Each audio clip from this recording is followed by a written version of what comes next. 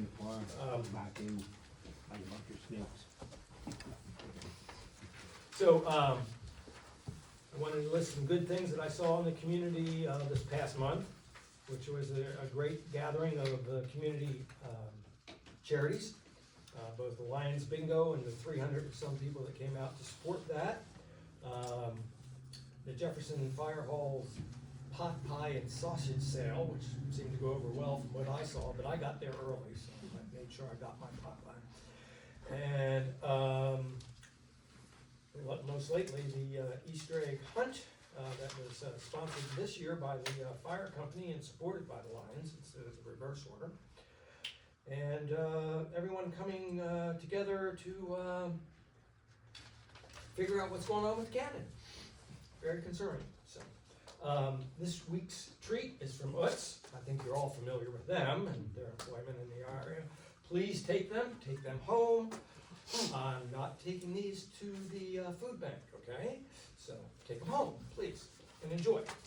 And we've got spring in all its glory. I am gonna jump way ahead before we get approval of the minutes and everything. Well, no, let's do the approval. I'll do the approval of the minutes.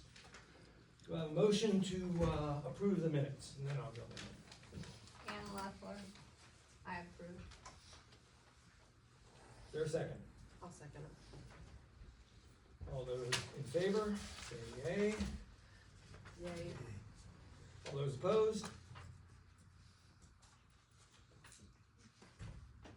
Minutes carry as presented.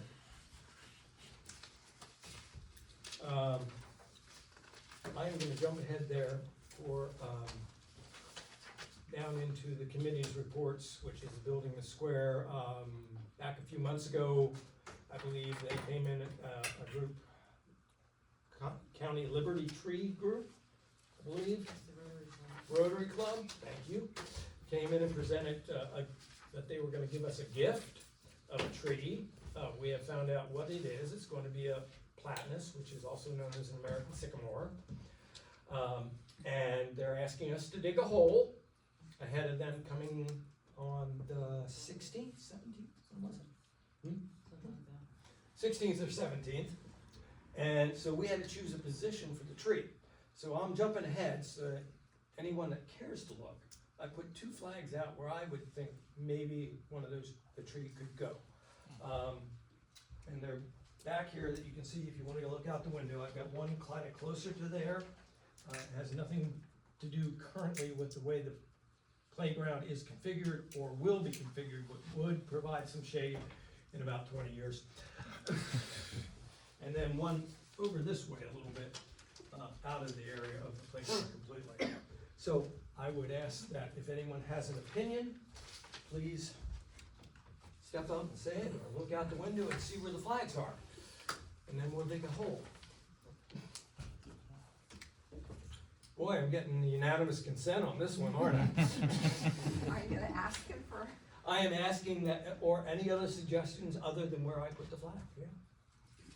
I don't have any more suggestions, but I like the idea of this one because it doesn't complicate the playground, which in the future, as we wanna add things to the playground, it could be a problem.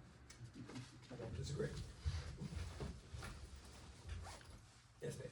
The only thing that I would say is make sure the root system won't interfere with the sewage going out to the. If we take sump Ann's well. choice, I think we're beyond that. Okay.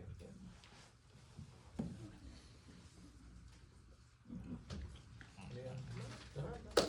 All happy with where the tree goes, then we'll choose a place basically outside this window. All good with that? No, yeah. Objections? That's the word. Is that a Okay, motion? that's Do what you we'll need a plan with motion? All right. I didn't think it was a major motion to take care of anything. We're going to jump up to public comment, and we're gonna start with Rock Realty's presentation, and, so I'm gonna pass these around.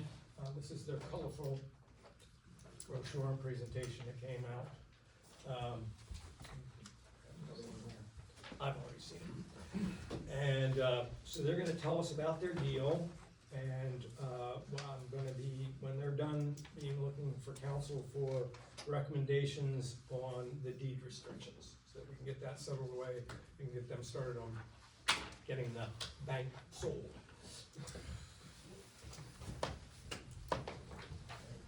I didn't introduce you, please introduce yourselves. Good evening, everyone. I'm Damien Reed with Rock Commercial Real Estate. I'm Jason Turnbull with Rock, and we've been, since 23 years in the business, commercial. I'm only at 10. So our firm was started in 2001. We are exclusively commercial real estate sales and leasing. We don't do any residential, so to speak, so this is our core focus, and what we work on. What we did was, there's a brochure being circulated around. We did what is called a comparable market analysis, where we search for similar types of facilities that have transferred, and every commercial's a little unique. It's not a 4-bedroom, 2-bath house that we're dealing with, where you can find 1,000 examples of these types of sales. So we tend to have an expansive look back through history and try to see what these types of assets are gonna transfer and what you should anticipate. With that, we average them out, and we ultimately give you a suggested list price where we feel that we're gonna be successful. And with that, we were at $295,000. So our job for you is not only your representative in relation to the real estate marketing. It'll be a comprehensive marketing campaign that will go out on all kinds of different avenues that we utilize to find the right match. That's a number of websites that are specifically commercial oriented, and we also put all of our listings in the Bright MLS system. So we're soliciting other real estate agencies, not only residential but commercial. So it gets out, our tentacles get out there, and not only is it marketed online, and we put a specific email campaigns that are directed at people that we feel that would find the building useful. We're also doing social media advertising systematically. So eventually, it will fall into the right hands, and we'll conduct all showings. We will present offers and outline, obviously, in layman's terms, how it benefits you positively and potentially negatively. So you can make an informed decision with your counsel after your review of any offers. That's nuts and bolts of what we'll do for you. That brochure kind of outlines our findings, how we derived the value, and then kind of immunized resume, as well as how we are going to systematically market the property to the public. Quick question. So, through showing the bank, normally, if we were selling a house, we would put a lock on it, and everybody's happy, they walk in, they walk out. We have numerous vaults down there that we don't want people to play with and get trapped. That's perfectly fine. Yeah, our company policy is actually to hold the keys at our office, and then that we'll attend all showings and go with them. Okay. So. Thank you. It'll be Yep. signed out, we'll monitor and track it. Anybody that's showing it, we're gonna be present. Okay, good, thank you. No lockbox. Yeah. Too hard to monitor. So are you the ones who will be showing it, or there are various people who will show it? There could be some other agents within our office, but typically we'll try to attend any and all showings, unless there's some unforeseen event, but typically we're gonna be attending any and all showings. And that would include any licensed realtor, and if they're a licensed realtor and they have a client, they're gonna be allowed to show the facility under our supervision as well. So it's not only the general public, they will have to make arrangements through Rock to tour the facility. And the agents will do the the same, they can tend to have their own clients that they wanna get through. And we'll coordinate all of that. As you looked at the building, what were some of the more positive things about the building? I would say the building structure itself, obviously, it's a, you know, well-constructed building. You have the additional parking, the additional parcel, you know, which would need to meet those, parking requirements. You know, plenty of, I would say, open area, in the kind of big tellers, area, and, Some street visibility as well. Yep. So you're gonna get, you know, so for somebody with a commercial application, it's gonna, as Damian indicated, you're gonna have a large amount of parking to accommodate a variety of uses, and it's not tucked away, it's on the main street in Jefferson. And well maintained, and, you guys did your due diligence, obviously, when it was donated to you, so one of those things we'll be able to build confidence with the buyer on the asset. There, I mean, it does have some uniqueness, right? You know, a lot of vaults. You might have to tear the roof off to remove them if you ever wanna. Wall down, probably. So there, I mean, but, trust me, we've been doing this long enough that we'll be able to find the right match for people that can utilize the building in its current fashion. What kind of business do you think might be interested? yeah, that's a tough question, but I mean, any sort of, you know, retail business, I mean, restaurant, cafe, Jewelry store, yeah, any type of retail. somebody that has to have a secured inventory, maybe they can utilize the vault. We've seen restaurants, actually, it's called the Vault, up in Shiloh, Mhm. which was a bank that is now a restaurant. And they utilize the vault as more of a decorative thing, and they named it after that, but, so, there could be, the good thing about our marketing is we're gonna get it out to the masses, and then the general public will ultimately, tell us what the positives and the negatives of it, and then we report back to you. But it's hard to say. I would be rich and retired if I could figure out who's gonna be in each building that we go to market with, but it could be a number of things, and we do have some, obviously, zoning that we have to abide by. We're trying to direct our marketing campaigns to things that are permitted uses by right, so we're not soliciting people that are ultimately, it's gonna be want to challenge. There's already gonna be some deed restriction uses that we're not gonna be allowed, we're gonna disclose that. But we're always, ultimately, our goal is to try to find the person that can use it seamlessly through the rules and regs of the zone as well. That's important. So we're not just arbitrarily soliciting to things that are just, the likelihood of them getting approved through the zoning hearing board or planning commission or anything like that is gonna be difficult. And that's part of our job as well, to advise these people when they come through the process of the acquisition and how ultimately they can use the building, making sure that they understand the process, because there is a process. It's just not, we don't wanna be, anybody to be surprised that if they bought something, then all of a sudden they know they can't use it. That's not good. So we're educating them as they come through, and then we report back to you periodically on our activity. Yeah. No question. Will that building be able to be subdivided? Say the owner bought it and wanted to rent out an office to a lawyer and then have another business. Is that something that is gonna be allowed? I wouldn't see why not, as long as the business fit into the, That's, you know, the zoning, yeah. Well, to answer your question regarding use, there's an occupancy permit process that every occupant of, a commercial occupant has to obtain.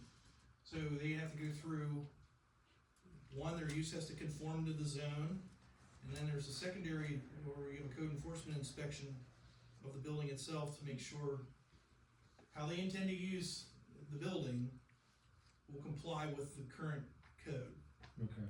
And once they meet both of those steps, an occupancy permit is issued and they become a legal occupant of the building. So just going in and thinking you can just split a building in half and create a 2-tenant occupancy situation, there could be some issues that come up that they would need to know. And there might not be enough bathrooms. There might be all kinds of things that could come up that would create some economic hardship if that, so we would just point them in the direction and then they would have to speak to a professional and make sure they understand the impact of how they intend to use the building. Any other questions on council, on the building process or sales process, we'll call it? Ideas of deed restrictions that we would be hoping that would be included. We already know that it can't be a financial institution, that's already in the deed. For a period of time.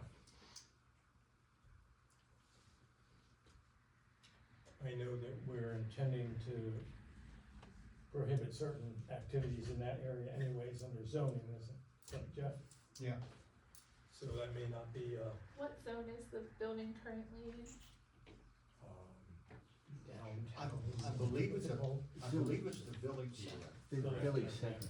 Is it, go up that far? Yeah, The one little block, that is it, yeah. Village center.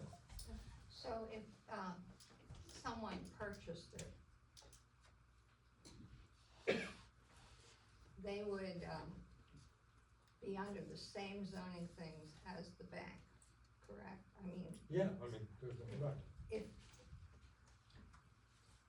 if there was a grandfathering situation, Right. would they would still be under that grandfather situation if it's the same I don't kind of think business? so. Because it's Hasn't not a been used for financial, years. Not a financial institution. that's what I was wondering. I mean, would my solicitor agree with me with that? If the deed has a restriction that it's not a financial institution? Right. Well, it does have that restriction and then, Okay, so that it wouldn't be able to come grandfather as part of a grandfather in zoning difference. right, yeah, I think I'd have to read the zoning ordinance to be sure, but as long as there's no like exception in the zoning ordinance, then. I don't think it was there on exception. No, grandfather. people's bank, it was never any exceptions in Yeah, it. part of that is, yeah, makes sense.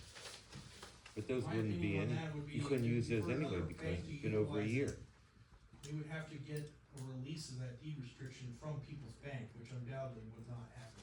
It's Orrstown. Orrstown Bank. Orrstown, yeah, right, yeah. That's the reason we're in this predicament. Yeah, that would, those are very powerful, if you place deed restrictions on the property, it is simply that, it is a restriction. It is, very hard to remove. So are there any other things that we'd like to include in this?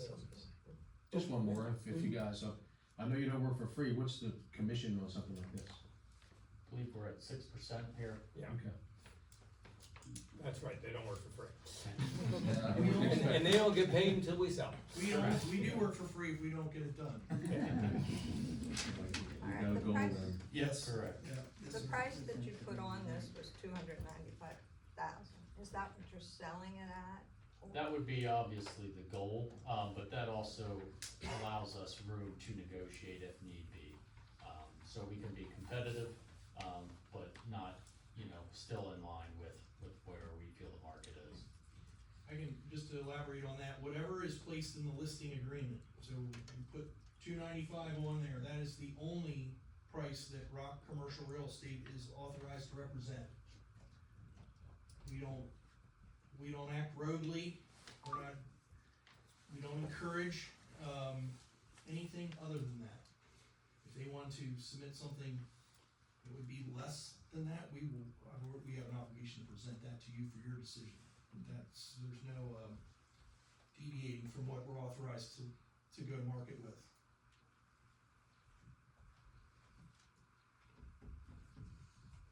So, yes, Quick question. noticing that you guys only meet once a month, how would you authorize someone to make a decision if it's, or would you have to wait for the offer to come before the council? We're gonna have to wait for the council. That's another part of our jobs, is explaining the process, right? For you to be able to answer any agreements that are submitted. So that's something that, you know, sometimes we see people want an answer in a day or two. Well, that's just not feasible. We have a large body here that ultimately has to make the decisions on when they, how to move forward. So we'll educate them on when your offer will be presented and when it could be either accepted or countered or declined. So I suppose we carry that on our agenda. Yep. Every Can, meeting. but can we call a meeting at any time of the month? It's not without an advertising. No, like a discussion, not a vote, a discussion. Yeah, but if we're spending money, we have to make it public. And we would be spending money by paying them and accepting. I'm talking about us, as is this Could we talk about commit, that? a council discuss it, they come at us with an offer, can't we just meet, discuss? So then we're not waiting to vote in a month?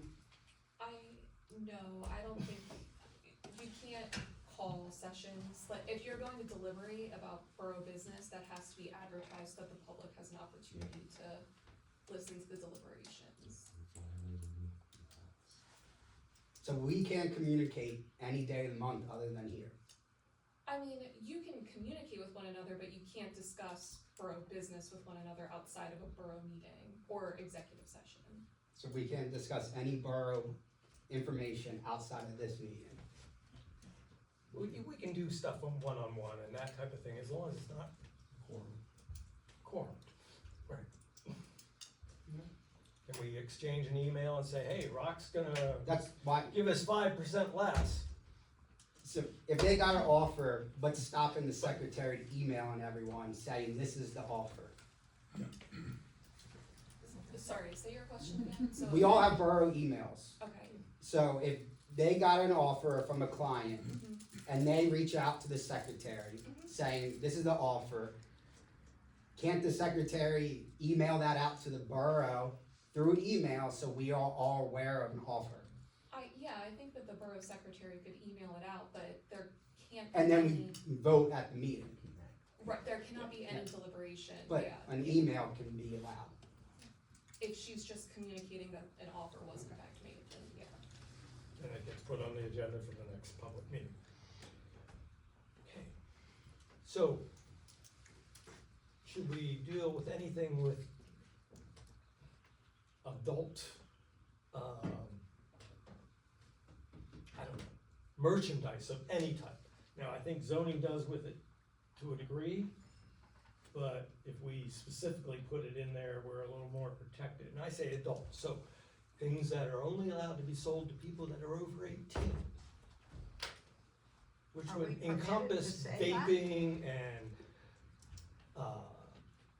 a dispensary. That might, if I think about it, might preclude a gun shop, which I don't really wanna do. Cause it'd be nice for a gun shop in Volts. But we could also make that exception. Go ahead. That's all, I'm just looking for ideas that everybody's happy with what we've done. Can we be very, I know, with zoning, we can't be very specific about what type of things we say, like, we have to have a place for them to be available somewhere within the zoning. But with a sale of a specific building, can we be very specific about what we do or do not want to be that sold for that building? Is that legal? I mean, like, can we specifically say, you can't, if you're a vape shop, you can't buy it? I think, I highly doubt vape shop is even a permitted use by right within your ordinance with the village center. One thing that to note, council, interrupt me if I'm wrong here, unless you get a cash, no conditioned offer, you have the right to not deal with it. At your discretion. And how many of those are we going to get? Very, very unlikely. Simply, you have to get title work. So there'll be conditions of an agreement that you can look at and make your decision on how you want to respond to that offer based on the offer, how it's written. The zone, I think you have to conform to if it's a permitted use by right. I don't think you can just arbitrarily decline it if it's an allowed use. You guys, unless you're going to enter into these specific multiple deed restrictions, which, remember, when you do that, that is a deterrent. It's limiting the consumer's ability for resale or use in general, right? It's a very powerful tool, and they're very hard to get rid of once they're established. So they could be viewed negatively, for sure, and affect value, not only today, but in the future. So I think the zoning ordinance it's very limited. These typically, these village centers, borough zones, it's not like, the commercial highway district in York Township, where you have a vast amount of permitted uses by right. It's probably very, very limited, on how the building can be used commercially in and of itself already. I think it's important what he's saying about putting conditions on it, because now, we already know we can't use a financial situation. Which is the highest and best use of the building right now. Correct. Eventually, that's Which what it is was why built they for. put that on Exactly there, right. and you know, Exactly right. after all, they have their little ATM down there, they wanna make Right, sure it right. still gets business. So, I would be against putting restrictions against it. But I would say that I like the idea that we have a choice of acting upon it when an offer is made. Does the borough have the right to ask the buyer what they plan to use the building for? Sure. Most of the laws that apply to buying a house don't apply to buying a commercial property. Like Those are the fair things- housing and all Those that are the other stuff. questions that we're gonna ask. So when we get an offer and we present it to the borough, we're gonna be the ones that are having direct conversations with either the buyer themselves or the buyer's agent. We're gonna understand who they are. We're going to interview them to make sure we have all of our ducks in a row when we make a presentation. You're gonna know who they are, their financial capabilities, how they intend to use the building. And we're gonna outline the conditions of the agreement, timeline of the agreement, how long are they proposing to take to get through the transaction, what contingencies they have. Is it subject to bank financing? Do they want inspections of any type? All those things we will summarize, and you'll be able to and we'll be able to tell you also, these are in line or out of line. We have a lot of experience with timelines in general to get through a transaction, and how long does it take to get through a bank? How long does it take to get the appraisal? All these things that are typical in a commercial real estate transaction, how long do they take? And if the contract is in line as, how it was written and presented, if we see things that they want an exorbitant amount of time to accomplish something, we would call that a little bit of a red flag. We would wanna understand why they want that, and we would expand, ask more questions. Why did you ask for this, and this, and then we'll report back to you. Do you have any other questions? Also, just going back to my statement, because I think you misunderstood me, is we are allowed to meet whenever, as long as we make it open to the public. So if we advertise it to the public, we don't have to wait till the next meeting to make a decision, if we get a client. That's what I was saying. Yeah. So, I understand. Yeah. So instead of making them Just have wait to a have it month, we just call a meeting, advertise it, and make a vote. How long in advance do we have to advertise? No, you missed it. It's not time for public 24 hours? comment.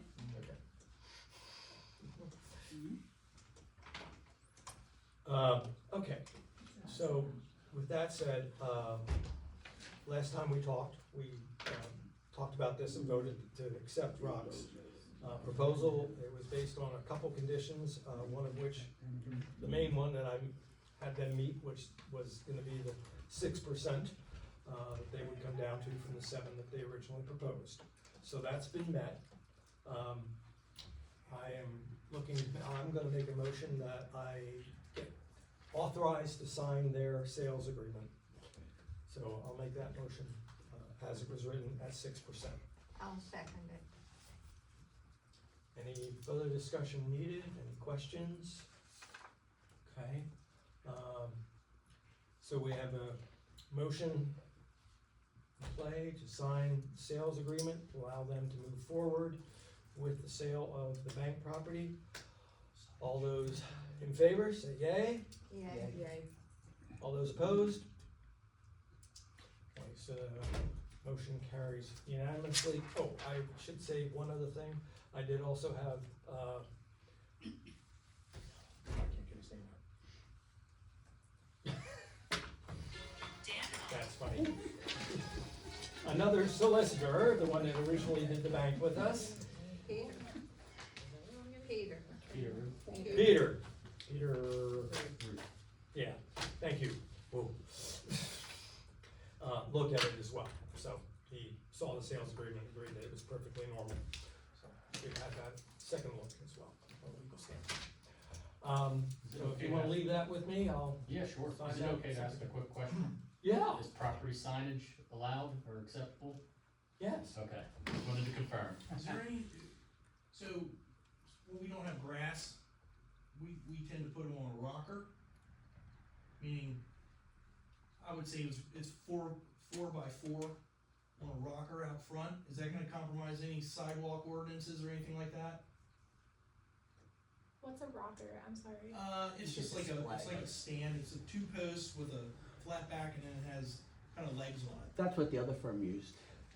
Bennett Williams did it when they initially listed it. Right, they Yeah, put it then right there in the There bed. is grass there, right? You can put it right in the road, it'll slow people Well, it's a down. little bit, very little, very But little. that's where they put it, Yeah, in that right grass. there.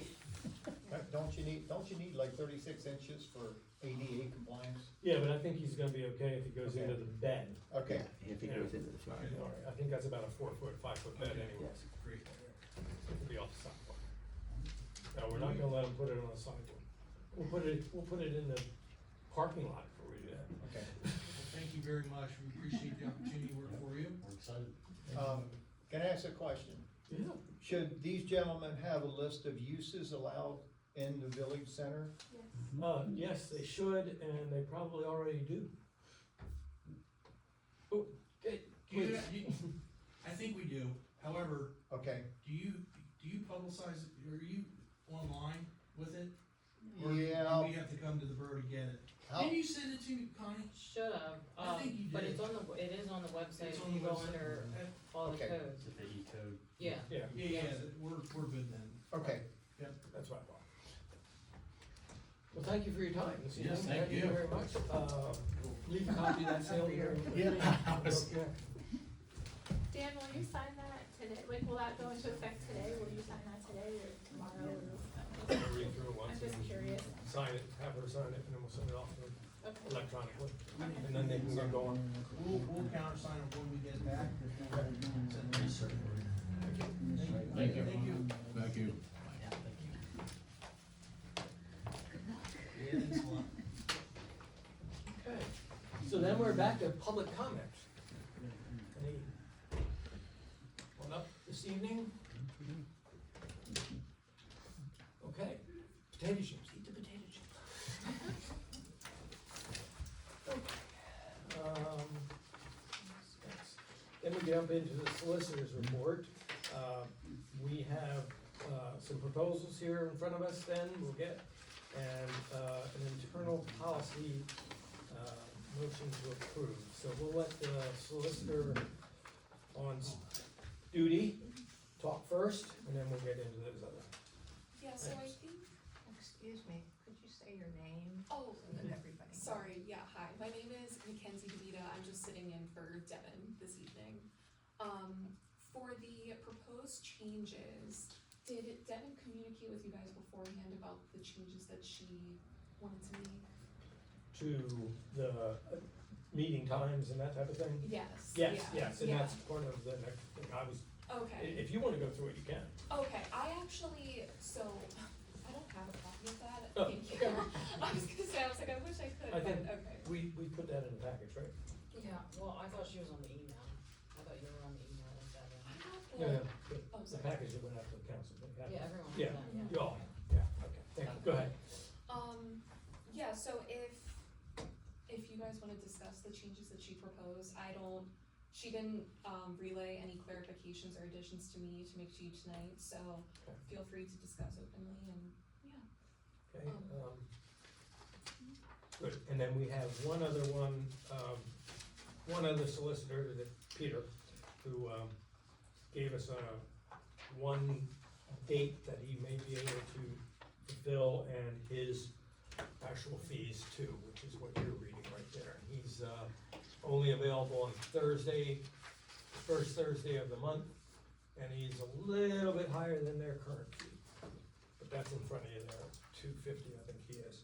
So if you have her report, we have an individual, I believe she's thought could designate their time for us on, the third Monday and two other dates, 2 Tuesdays.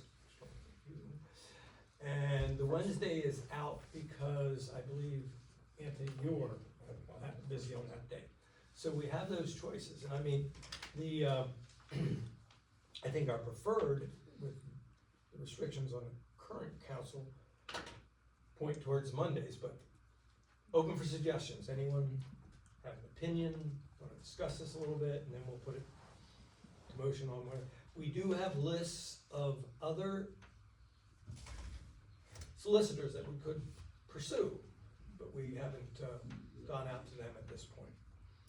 It may be beneficial for us to stick with our history to a degree, at least maybe for the remainder of the year, but change the date.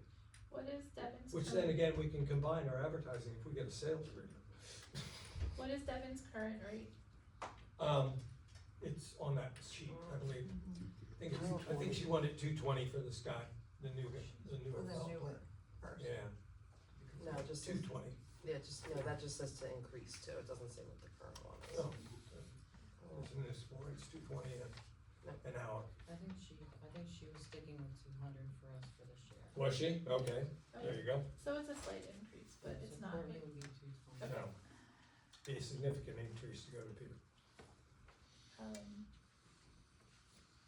I think the fact that she has, experience with 3 other boroughs is good. As well as the waste authority for another place. York County Economic Alliance she represents them, and that's not a small organization, so I feel confident with her list of Her resume? who she's currently representing. You know, the fact that the other solicitor is more expensive leads me to believe that others would also be more expensive. Should be in that range, Mark. I think the third Monday would be our best option, to just stick with Mondays to be less confusing. I'm wondering when that would start. I think we can decide that. Okay, well, I didn't know, like, you know, Devin, what her commitment is. I don't know either. I know she wants out as soon as she can. Okay, Sound right? That Devin would, welcome sure. not coming Monday. Yeah, I'm not sure what her commitment is either, yeah. my preference would be a Monday, you know, so if Mine's that also third Monday. Monday's the only Monday choice. Right. I agree. We've been with CGA for a long time, so that might be a reason. Do you? You have a conflict. What is the problem if we gotta change? Don't you have a lawyer to fill in? Yeah, why can't they just find a lawyer to fill in on first Mondays a month? Well, I If think, we were asking for a more experienced lawyer, I think. Cause I don't like the idea of holding the meetings till the end of the month. It's nice to get it in the first of the month, and every first of the month, meeting's done. To wait till the end of the month is just, Okay, and we can do that. The restriction she put on that was that more like Mackenzie would be coming, okay? And that we would probably defer some of our questions to her input some other time. If it became an extreme, question due, she did say that she would be probably available by phone to be able to be contacted. So, I think we our can take that up, that is an option too, okay? But the experienced one is the one that was not, no better experienced person was available on this first Monday. Or Yes. they didn't want to work for municipal pay. Their salaries are much higher than what we pay, Okay. and that was a big difference. And, like Devin said that she had talked with other lawyers in her firm who said, you're really working too cheaply. So she was encouraged by lawyers to be saying she should be asking for more money. So that's why I like the idea of going with this experienced person who's willing to work for $220, which is a little higher than what Devin had, but it's not as high as some of the others who get, like in the area, 400. And, yeah, we can't just like force a law firm to work for us. We are paying them, so they get to choose who they're sending out and when, they work for us. But we can't like, just to answer your question, like, we can't like demand they send us a better lawyer. I never said that. I just said they're the law firm is the ones that are changing their mind on representation Sure. of us. So why are we just, you tell us what you want, instead of us as a borough saying, our meeting's on this day, we need a representation on this night every Monday. Well, because they don't have that available. They're giving us what they have No. available. And That's just for the we one could go out- person, though. We could go out That's with just for CGA. one. That's just for one lawyer. We could go out with CGA if we wanted a different option. That's an option. But And if we can't agree to this, we'll contact 5 more yeah, and see where we get. And they'll service us on the first Monday as best they can, at least until the end of their contract. But, and she's made it perfectly clear that she'll give us as much time as we need. She's gonna have to make some adjustments, like, Mackenzie coming tonight, and maybe her next time, I don't know yet, so. the problem has been that time and again, we have been getting the new people who are just learning. And so when that happens, some things slide through the cracks, or we have to pay extra so that that person that we're paying has to get advice from somebody else, and so then that makes the bill higher. So in discussing that with Devin, she said that she would be willing, she herself, of course, is very experienced, and she reminded me that she started in our borough when she started. I said, I know you were brand new when you came to us, and that's the way it is. And I think that even though we're small, we deserve to have good, strong solicitors. So that And I'd say is because we're small, we need a good, strong solicitor. exactly, because we don't have all the availability of expertise that other places have. So that was when Devin said she really had to stop coming because for herself, for her schedule, to come here was difficult for her. So that started the whole shebang. And I think that this lady, Courtney, Buechler?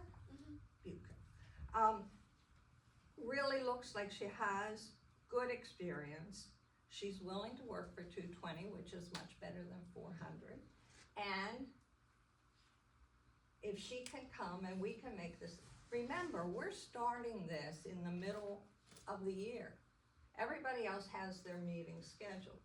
And I wanna remind people, and maybe Jason, you weren't here when this happened, but we had a hard time getting anybody to come in, I guess it was 2 years ago, when we couldn't even get a judge, or our mayor wasn't available, and we were supposed to be sworn in that night, and we couldn't get anybody to come because most of the municipality meetings are on the first Monday of the month. Yeah, and the first Monday of the month, January of the even years, is a mandatory. Right. Yeah. And so we wound up getting a notary to come and swear us in. And then we had to pay that person to come too. So I'm not opposed to getting off the first Monday, the idea of the first Monday, because I think It's just- if we had to do that, my preference would be if we could finish out the year the way we are. I know that's a long time for Devin, but just for consistency's sake, like, it's like, I understand having it the first Monday and then maybe next year starting the third Monday or something like that. But that's just my opinion. Well, and I think it's a valid opinion. However, you use the word consistency, and it is not consistent to have people fill in for us as solicitor. We need somebody who's here every month, who understands what we're talking about in our meeting, and then can give us valid opinions as a solicitor is expected to do. That's my thought. I'll be quiet.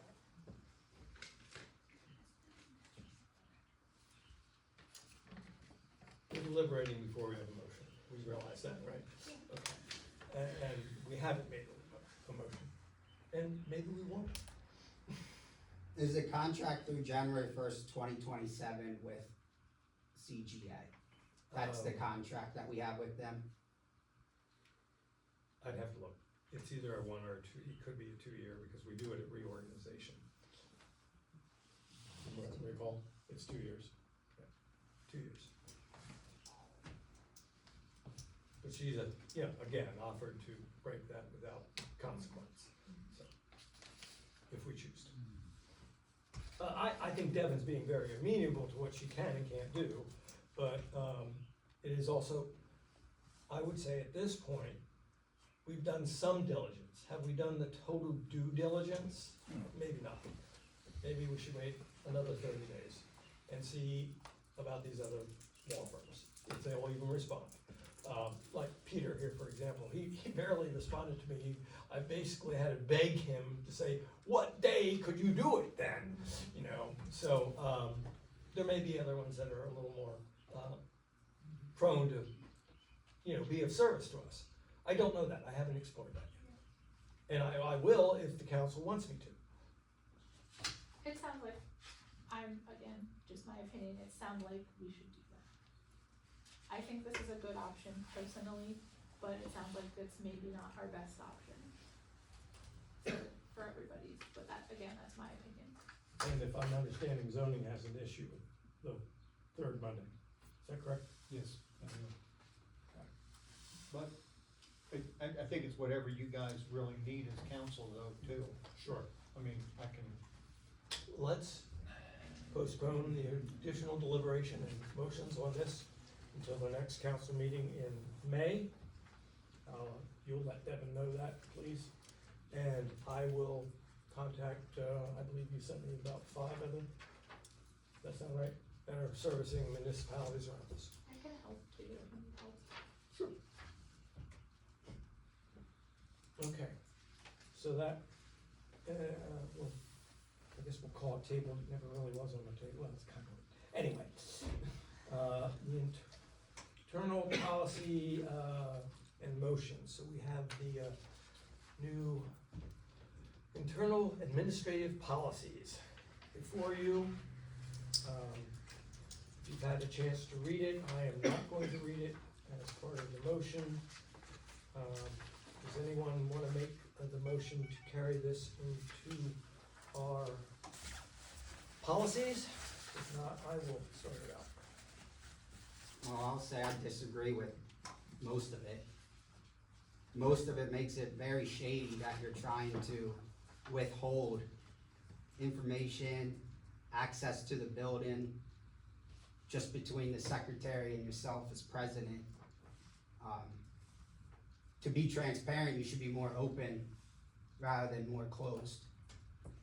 The more you look like you're hiding stuff, the more you look like you're not allowing other council to have access to stuff, the more it looks very suspicious. So I will not agree with these internal administration policies. Especially since I can't even get a response from the secretary on emails. Which the president's well aware of, because I brought that up for the last 5 months since I've been on council. And I brought up the no access to the borough building for 5 months since I've been on council. So why am I gonna vote yes on things that are gonna limit me with more access when I can't even get access now? Okay. I understand your point, and I will address some of those points, but I will let others speak before if there's any other comments that we can combine. This says that we do have access to, documents as necessary. Yeah, as necessary, but what is as necessary? That's very broad. True, but yeah. If they're gonna say they need to make what is necessary and what is unnecessary. Well, Because as council, everything should be necessary for anyone on this council. and Jason, that was what I would answer that last question to. Whatever you feel is necessary, that's here in information. If it's necessary to you, it's necessary. So that broad term is actually in benefit to you, in my opinion. But I would need an email response regarding that information that I inquire about. Right, but. Hence why we created borough emails. I don't know if that's why we created borough emails, but it was one of them. Well, communication, Yeah, which exactly. this borough lacks still. So, no one's denying anyone access to these things. We're restricting it to, the office hours, or if you need, by appointment, when we're available. I've made myself, available at certain times through the year, month.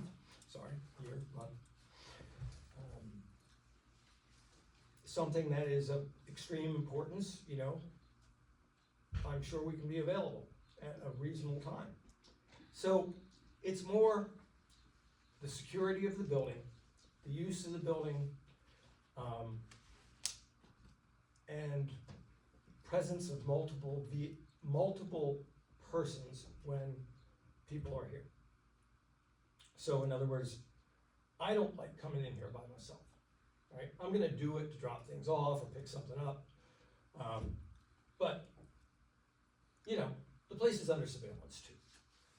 However, in that trust and transparency, 2 people present, best way to be transparent, best way to prevent any theft or any question of anybody doing anything misdeviant. Would you agree? Everyone just had access, then everyone's at fault. Everyone gets blamed for whatever happens. Not going there. Don't need to police it like that. So why do I wanna police it like that when I can do it in a very safe? that's exactly, you can do it, that's everything you've said since I've been on council. I I do. You know how many times I've asked you, hey, Dan, please reach out. I can help you with anything. I can assist you with anything. I'm here as an elected official for the residents that voted me in. I want to be transparent. I want to help the borough. Every time I say I'll help you, you've never asked for help. Just like the mayor just said, I can help you. You said, yeah, but you're not going to ask for her help because you want everything How many times have in I asked for control. your help over the last few I weeks? helped a couple times, yes. So why don't you ask me for help then? I haven't had the opportunity. I am gonna ask you for help tonight. But you see where I'm getting at. Well, you don't know what else is coming, do you? Okay, I'm going off the internal administration policy. Yes. And if you wanna keep going up this avenue, I will go and file an ethic report against you as president and the borough. Because I feel like I'm still being discriminated against. Okay. By the borough, by the secretary. So I will go that avenue if I don't feel like I'm being involved within the council like I should be as an elected official. Jason, this doesn't have your name on it. Um, We will all abide by it. You, None of us you've have all that. been on the, how long you been on this council, Ann? I don't know, long time. How many years? I honestly don't know. Too long. Frank, how long you been on this Well, council? excuse me. We're gonna You're- call back to order. This is a personal attack now. No, it's not. Stop. Stop, please. I'm proving a point that you've all been together for years. I'm the new guy. I've only been here 4. And I still feel like I'm not being involved. Not so much Frank. Frank minds his own business. But everyone else doesn't, if, I'm allowed to say, if we're talking about internal administration policies, I'm allowed to speak up at You this are. moment regarding internal administrative You are. issues. Yes. And I'm stating that. And I have said many times, when I use, I have a tendency of using the word I, and I really mean we, together. I have this passion to take ownership and responsibility. That's why I use the word I, just so you understand, okay? Maybe it's a bad habit, for you apparently it is.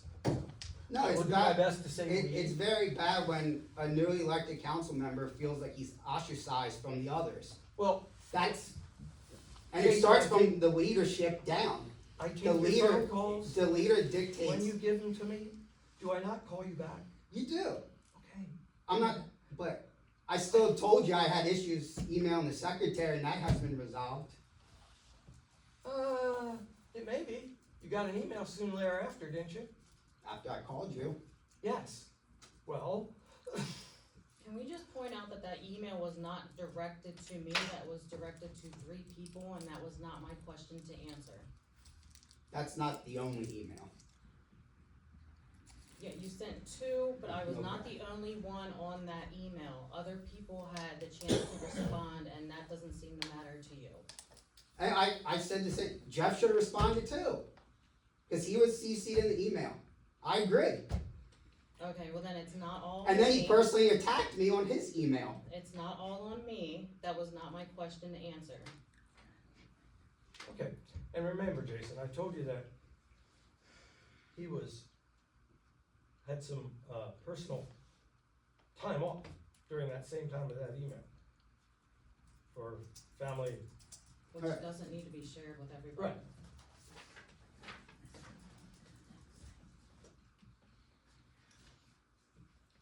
Okay.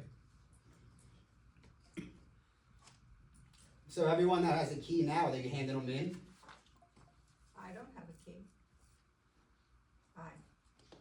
Do you have a key? I just have a key for the main door, that's it. A key card. And are we giving the people who have them, are they turning those in? Mhm. Okay. You need mine? When? I'll give it in. And then when is the second in that order, so that she will have keys as well. How do I know that Ann does not have a key? Because I told you. How do I trust? I don't trust you. Well, That's now, Your your husband problem. came and stole my sign and brought it back to my house. And brought it back to your house? Yeah, If he it was stole it If it was stolen, how come he brought because it back to he your house? broke the law. He He knocked broke on the your law. door. He was No, not he was allowed to not take my allowed sign. Who took Okay, legally took all right. someone's sign. So why would I trust you? But Right. that's where that's stemming from, and you know that, and you can try and manipulate it the way Oh, you wait want a to. That's where minute, it's stemming from. when people were Sorry, I'll speaking, stop. it's not, you managed to holler And at we other could still people. sue you for that, by the way. Yeah. That's getting good. Okay. We're done with that, please. We don't need to be accusatory or It's not. inflammatory. Here's my key. Thank you, sir. You know he gave it to you. To the secretary. And I still don't trust that she doesn't have a key. And did we take Dave's key back by the, anyway, or does he still have a key to the maintenance shed? Negative, none of it. Prove it. Prove it? How am I gonna prove that to you? Because You're gonna have to trust me on that. well, I don't. Well, that's a personal problem. Because I think 2 meetings ago, you said that he still had a key to the maintenance shed. He may have at that point, because Okay. he was gonna paint wagon wheels for us. And at some point, when he decides to paint the wagon wheels again, I'll probably give him a key to get in. To do that service, just as I'm gonna give any maintenance Why, person that why we can't have our working. maintenance man do that if he's paid to do it? He's paid by the hour, so he's volunteered. I don't need to pay somebody if he's gonna I'm a volunteer. painter, I'll do it. Okay, Hey, let me know when the wheels come in, I'll paint them. they're here. Alright? Would you like Yeah. to take them to your property? I'll You paint my wanna paint them maintenance there? shed. Sure. We'll talk that tomorrow. I think the paint's already here. Dave? Okay. I have the paint. I don't think it'll be too much of a project for you, and it'll be helpful, thank you. Okay, so if we can move our mood a little bit, I am gonna make a motion to carry the internal administrative policies. Do I have a second? I second it. Is there further discussion needed?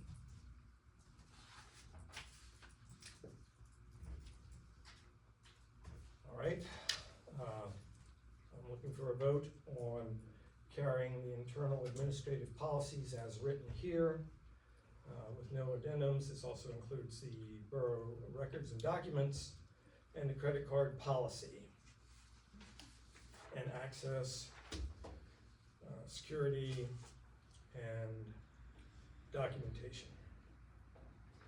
That documentation and security is basically based on the credit card use.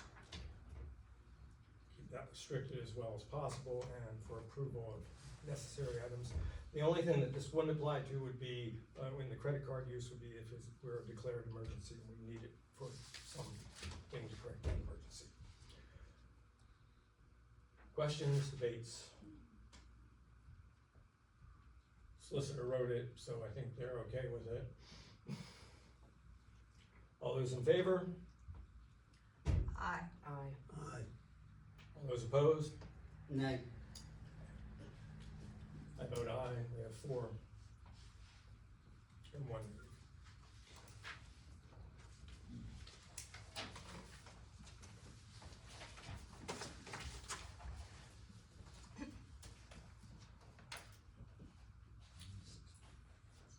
Just want the public to know, since I got elected by you, I've been stonewalled since day one.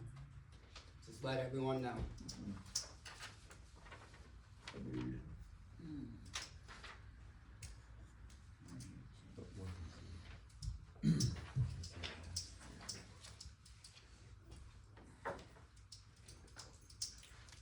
Okay.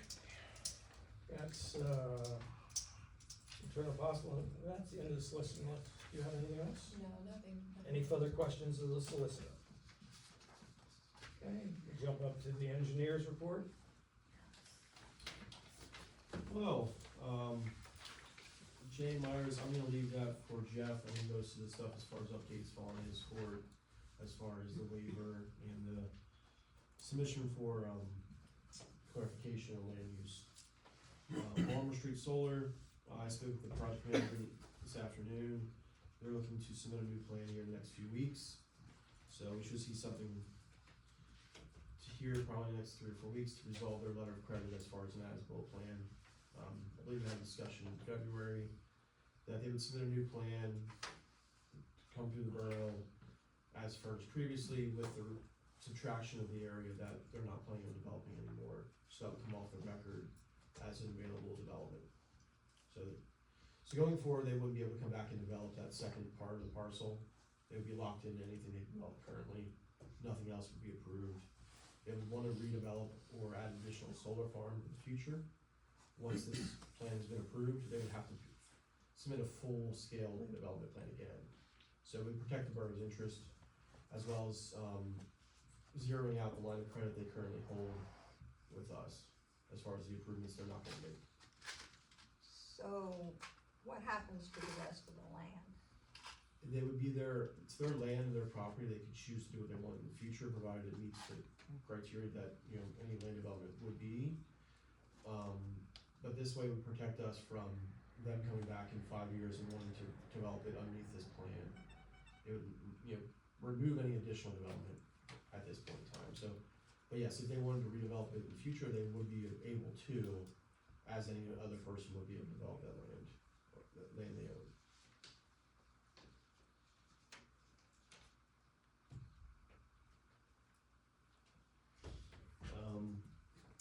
And then liquid fuels, yes, road signage, markings, crosswalk, et cetera, are available options for liquid fuels funding, if you so choose to go that route.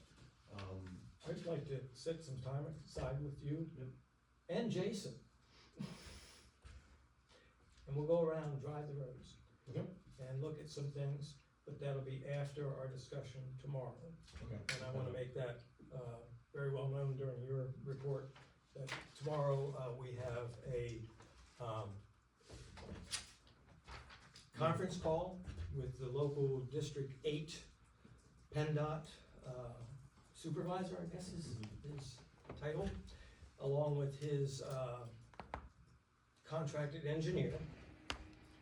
And I think that, I believe that's also somebody that could be involved with, possible fundings or, Yeah, grants. Right, ultimately it's a state route, so they'll have to have buy-in or any Right. say what we would do. And this is gonna particularly pertain to, mostly the square area. But we'll talk about the traffic flow and that type of thing into the square, and what's necessary, addressing things like parking, signage, slowing them down, preventing them from coming in. When's this conference call? It is tomorrow at 1:15, I believe. Yes. And anyone that wants to listen in, I will send that conference call, it's an, I don't know if it's Zoom or. it's a Zoom type of, Teams. thing that we, a link is what I'm looking for. So Microsoft Teams is the program we use. Can you send me that so I can join? Anyone else wanna listen? Right? I won't be home. What? Busy. I mean, I would like to, but, I don't know how to work that, so I'll just get the update from you. No, That'll be you're fine. Okay. Well, and you have some particular concerns because your property is adjacent to it. Well, not mine, but one I'm involved with. Sorry, yes, your family, how's that sound? Yes. Okay, well then, yeah, maybe you better send me the link. I'll send you the link, Okay. and if you're not associated with it, tell me that, and we'll get you up here and we'll do it Okay. during office hours, and we can listen in here in the office. It's a Okay? Microsoft product, it's very easy to download. Is it? Okay. Use kind of click. You can Okay. set it all for you. In reference to the liquid fuels, if anybody's interested, PennDOT Pub 9, Publication 9 does have a reference to all the allowable, uses for the liquid fuels. Also has some what you cannot spend on, some common currency that they can spend their funds on, that is not allowable. So if anybody's interested in the background of that, that's where that information comes from. Okay. Jason, would you bear to participate when I do take an appointment to Idlewood? Yeah, I'll gladly join.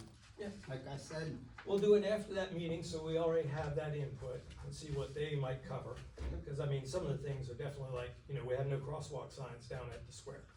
Error. well, yeah, I think that's been brought up a few times. Yeah, I mean, that's just one of the things that. What about the signage on the one-way street?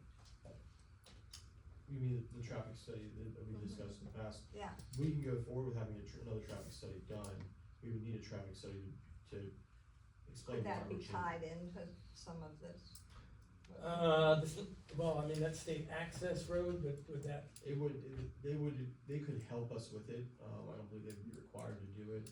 It could be done privately outside of PennDOT's purview, cause it would be ultimately a borough street. Right. So, while input from PennDOT would be helpful, they're not necessarily required to sign off on it. Well, when did the state do that study about lowering the speed limit down there to 25? I think that we should look into doing, especially where they said Hanover Street and York Street. I believe that's approved. That was approved, I think it should be done, cause you go down there, or they come in from Sinson, around the square and the 7-mile. and Try then- looking on Berlin. Yep. Yeah, unfortunately, Berlin. Anyhow. We gotta start somewhere, if we can do that one, let's do this and get that. Yeah, I think Berlin's not approved in the hills. What do you mean not, They didn't approve us to lower the speed limit on Berlin Street due to the hills, I believe. Right. wouldn't that make it wanna go slower? I don't believe they. Because of line of sight? I think it's more of the fact of controlling the speed going down the hill. So it's okay, go fast or the speed limit downhill? And not- Yeah, you're allowed to break the law if you're going downhill, is what, Well, I mean, I think the state said speed limit's 35, they don't want you to break the law, but they couldn't feel they could lower the speed limit safely to 25 on that street. But I'm thinking if we do it this way and it works out, I think now we can back after them to get this lowered on the other street. Yeah, you have to go. I think we should go ahead and do it on Hanover and York Street. I don't disagree with him. It's been approved, yeah. I think we're gonna bring that into a whole bunch of signage and that type of thing, Frank. I think a lot of people work down at Mercury and they're, No, they don't go slow. Nobody in this town goes slow, hardly at all. when they Exactly. come No down the one. hill. I mean, it's not just two roads, it's all of them. You gotta be scared to go around the square. It gets pretty bad. Seems to be we're on traffic all the time, and bigger traffic. And that's, pretty evident by the ruts, isn't it?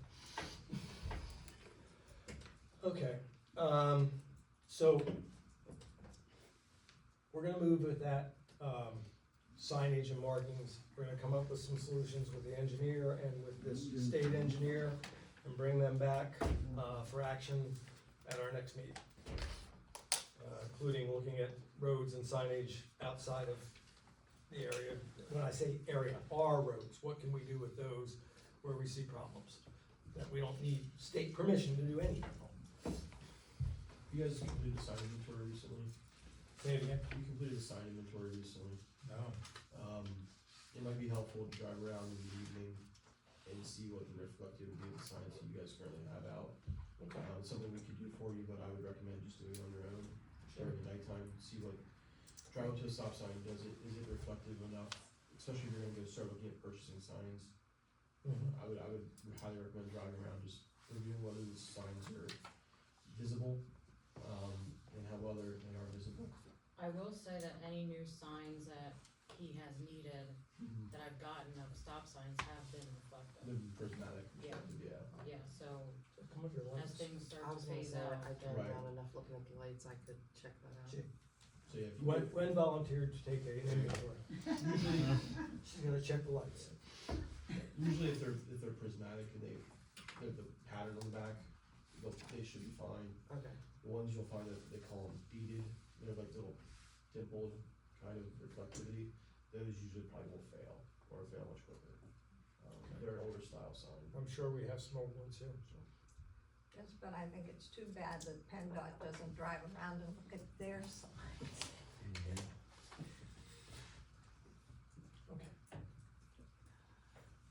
Anything more for the? so going off the traffic study that we talked about that they did, I think 3 years ago, did PennDOT send you a copy of that study since you're the engineer? No, they just send me the results. Did PennDOT submit any documentation of their study to the borough? I don't believe so, I think it all went through. Yeah, we just sent a request and they replied with what their, we Came back made with the request and they replied with how they felt, whether they could lower it or not. We probably could reach out and request it if that's something you'd be interested in, I'm not sure how much PennDOT releases that information, but if that's an interest. No, yeah, I was just asking. Okay. Let's see here. Oh, we're still on engineering here, let's see, the PennDOT, we did that, Pat, we've got his report. The one thing that is not inside your package this evening, because it was just received this evening somehow, I don't know, I guess you got it in an email sometime in March? The columns. Oh, yes, yeah, I forwarded that along to you. Yeah, you did, and it's, Yeah, I didn't have a chance to put it on the agenda because I didn't think it was available. But I can make it, here's the thing, the column thing that we voted on going forward with, We're at 6 Baltimore Street. 6 Baltimore. 6 Baltimore Street, the Yeah. bank property. The columns were deemed not structurally safe.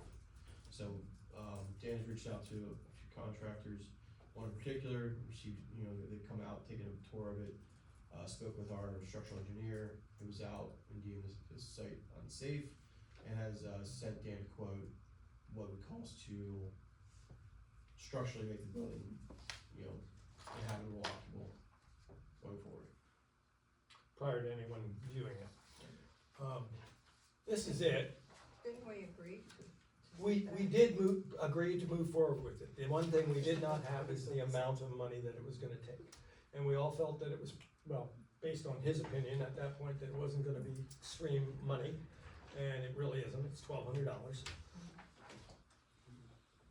Cause they're both the same paper, right?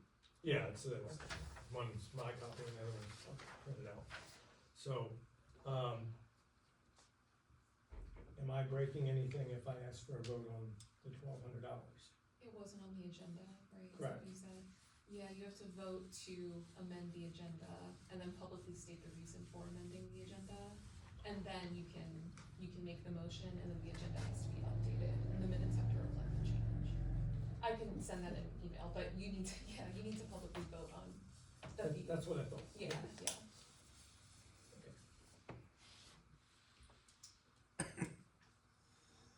Did you say I can amend it?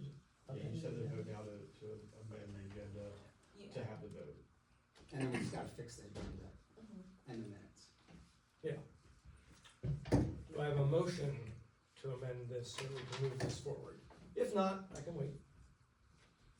I second. I was gonna say, yeah, I'll make the motion to amend it.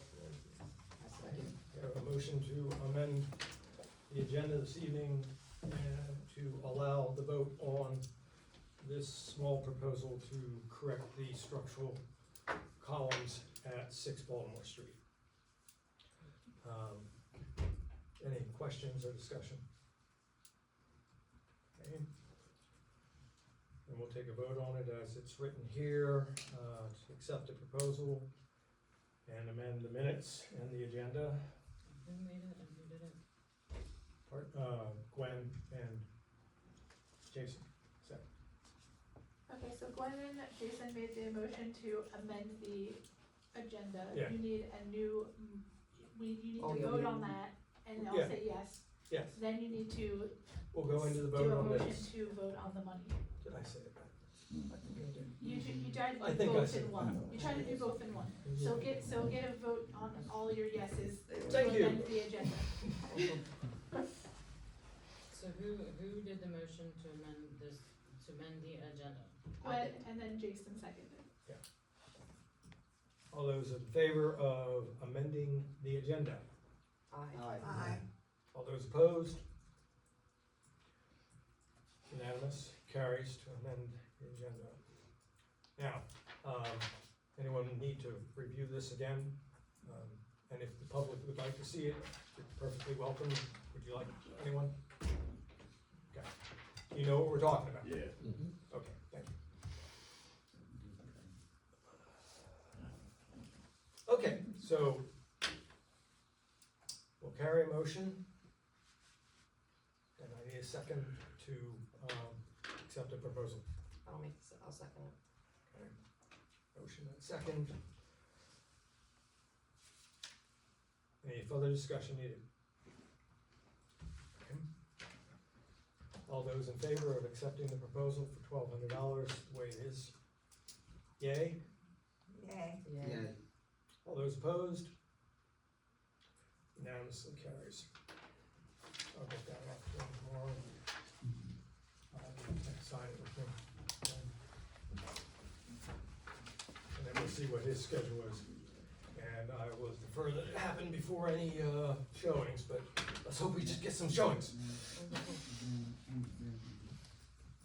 I don't want it to be a distraction, or then, you know, brand new, not a question. Okay, thank you all for helping me through that. All right. I think we can jump to zoning from there. Okay, zoning issues for March 2026. Received no applications, issued no permits, year-to-date 3 issued. Got some rental inspections conducted last week. Gonna have more scheduled next week as long as the people get back with me. That'll be ongoing all year long. The only update I have on J.A. Myers Homes is we got their extension letter through May 20th, and then I did get in the waiver form the other extension through May 20th. So we have both extensions approved through May 20th. I did get a zoning determination request March 17th. Within a week or so, I responded with the points of interest. Basically, the parcel ID number will be assigned to each lot, and the lot size is 10.23 acres. The property is located in residential town zoning district. The dwellings proposed are to be single-family attached dwellings. Table 198 of the Jefferson Borough Ordinance permits single-family attached dwellings in the RT zone by special exception only. Section 198.77 of the borough states that the requirements for single-family attached dwellings reads as follows: minimum lot area 3,000 square feet per dwelling unit. Minimum lot width is 20 feet per dwelling unit. There shall be no less than 4 and no more than 6 dwelling units in a row, and no building shall exceed 180 feet in length. Public water and community or public sewer system approved by the Pennsylvania DEP must be utilized. So that was my response to them. They did acknowledge receipt of that and informed me that they will probably be filing for a special exception or a variance. I'm not gonna go any further with that. We'll wait to see what they say. That's all I have for J.A. Homes. Stormwater management plan for 35 West Sunset View property. Anthony, I just sent that to you. Okay. I didn't even get a chance to look at it myself, but it's there. Next planning commission is scheduled for April 15th to continue discussions on data center and vape and smoke shops. Remaining issues, 68 Baltimore Street. I did send 68 Baltimore Street a final notice on March 28th. I actually got a phone call from the guy, so he is gonna start cleaning up. We'll see. I have his phone number and I plan on getting with him, so we'll see how things go. That's all I have to report. May I ask a question about, the process of special exception? Okay. If that is Any zoning hearing has to come through me. I review it for completeness. And then between Connie and I, we'll start scheduling everything that's gotta be done, because there's a lot of advertising that's gotta be done. There's a lot of notifications. All the neighboring property owners have to be notified. There's a lot that has to be done. But that's all has to happen within 60 days after I accept the application. That's the process. That's- That's what I want to. Yeah. There's a lot of other little details in there, Yeah. but yeah, that's the nuts and bolts of it. Does that have to go to planning commission before it goes to zoning hearing for determination? Yes, it does. Normally, if they go to the planning commission for the planning commission's recommendation, that's part of the procedure. And if the planning commission rejects it, they don't agree to it, then what happens? That'll just be noted, the recommendation will be read at the zoning hearing. And the zoning hearing makes their decision regardless. I mean, whether they take that into consideration or not, they hear what the planning commission recommended. Thank you. Jeff, you may know this answer, if not, the solicitor should know the answer. The comment list that was submitted by the engineer company and York County Planning Commission, the list that has the 20 comments regarding J.A. Meyer's, plans, is that public information? I think if it was submitted to the borough, then somebody could submit a right to know request to obtain that information. As long as it's not like a work, it might, right to know has like 30 different exceptions, so it could fall under an exception, but somebody very well could submit a right to know and. But it's public information. So the borough could publicly post it on our own borough page. I think technically it's under draft since it's not a final document. Cause I've been getting conflicting stories. Just keep in mind, all those comments were based on a plan Yeah, it's, that needs Yes. more work than they can probably get done through May 20th. No, I expect by May, they'll come up and ask for another extension. I completely agree. Because they have so many problems with those plans. It's just the residents in the area request, they wanna know why it was denied. They wanna see the comments and what's holding it up.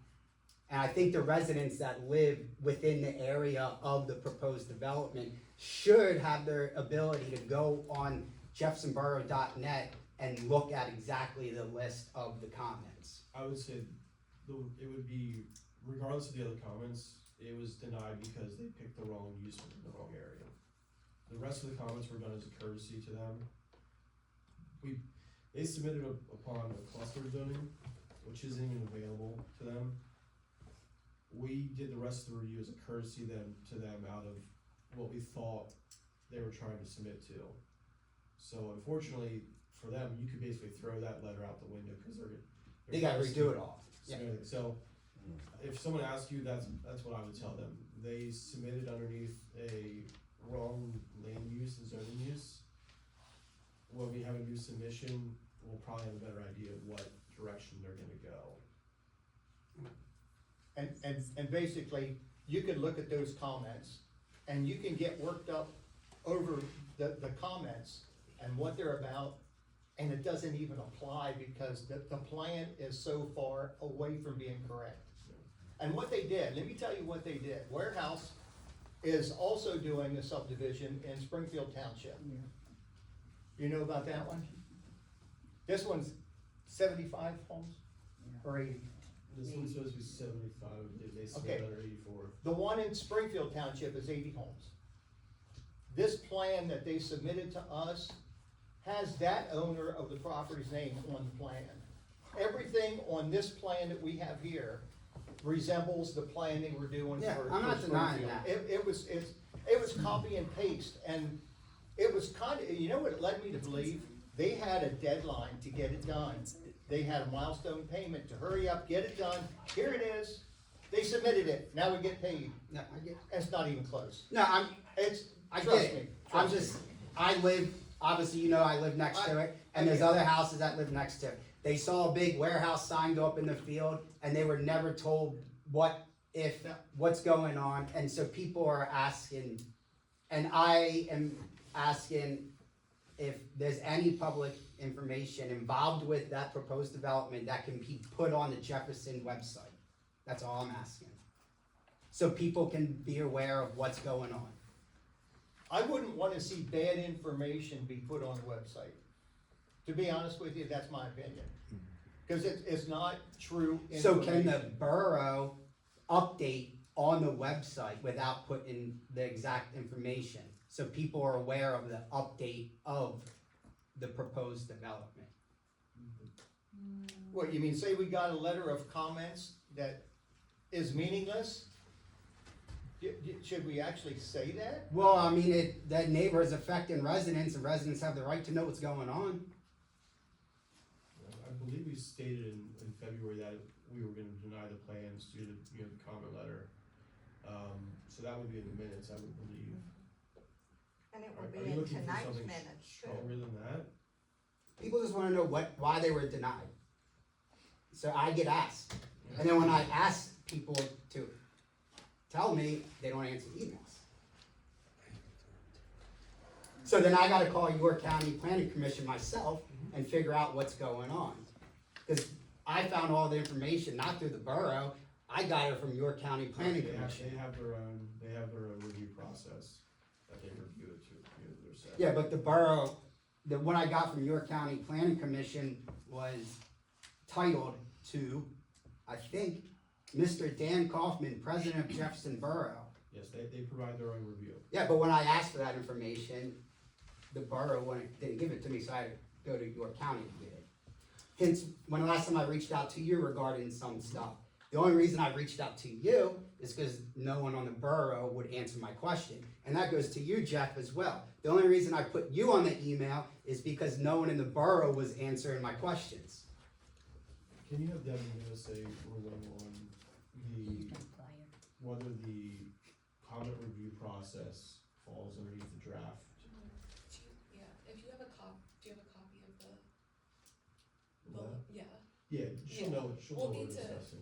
We'll need to look at it, to see. Have Devin give us Okay. a ruling on that, whether we can publicly provide that, or if that's something that's part of the ongoing draft process, and it needs to stay as such.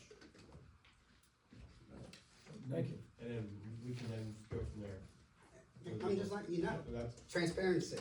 that's why we're gonna ask this solicitor that has the experience, and she can make a determination.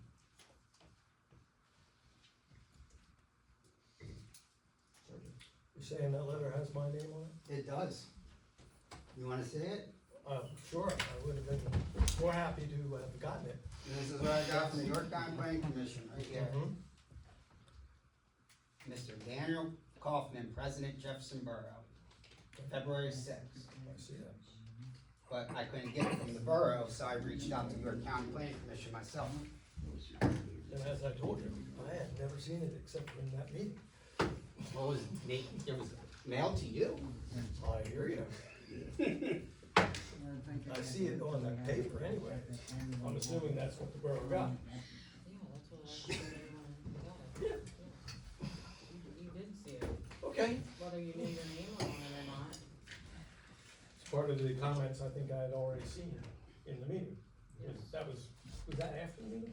That I would've got? I believe there's Well, he would've got it some first. issues, there's some Yeah. issues that are going out, they went to Aaron and Mike, I believe it was with plan review. Okay.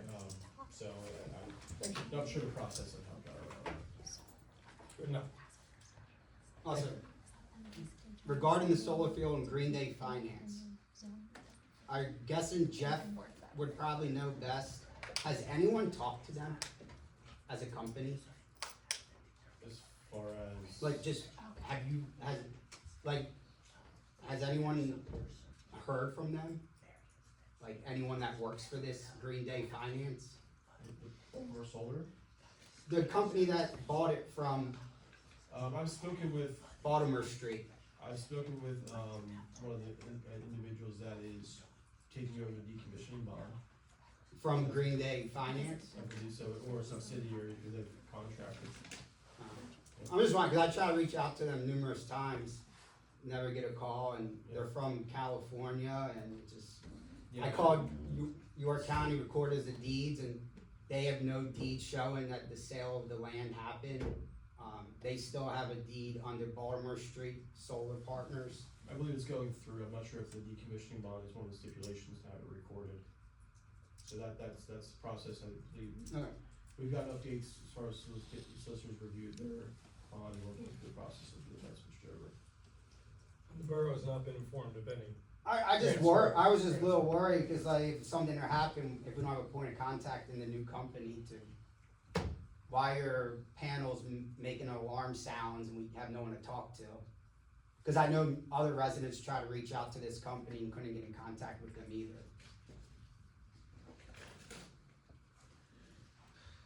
That's it. Oh, and Frank, you're a firefighter, or retired. At the last planning commission meeting, there was a topic discussed regarding the solar field and what foam needs to be used to put out that kind of fire. Is our fire company, do they have the ability to put out a fire there? Or is that gonna be a hazard because we don't have? Well, foam was outlawed a couple of years ago. So what do you need to put out? Cause they said you couldn't use water on it at the planning commission. But what are they doing when they have electric car firework? They had one the other day and they couldn't even put it out. So what is that? It's Just let gonna it be the burn? same thing up there, you let it burn out. Okay. That's, One of the requirements that came up at that meeting, the discussion was that during the planning process, they were to meet with the fire chief to determine exactly what's needed for it, and that never happened. And that's one of the concerns that the planning commission had as to now that things are shutting down or they're stopping developing, what's gonna happen if there's future emergency issues, or more importantly, they were trying to get this meeting with the fire chief scheduled. Well, I would say with, actually, it's a somewhat prime position, if they're submitting an as-built to get it changed, Yeah. that would definitely be something I put on the docket as, this was never done, we need to have a Yeah. follow-up. Good. they finally blacktopped their driveway the other day, so they don't have the big stones out on the road. Yeah, So when could we put that, would you put that in the request to, Once they submit a plan, we would start that process, that would be one of the comments we would have as part of the review. We'll still complete, their plan when they submit it, we'll still treat it as a regular land development plan, it'll go through the whole process. okay. And they have to resubmit it because they're changing the size of the, Yes, it's for us to make sure they don't have a development, more for them, it's so they can release the remaining letter of credit. okay, We currently hold $237,000 of letter of credit against them for public improvements that they have not done because they didn't do the second section. gotcha. So it's in their best interest to submit a plan, remove those improvements, so they can Okay. release that letter of credit. We got their money. Not really. The whole Letter of thing. credit's just as good as money.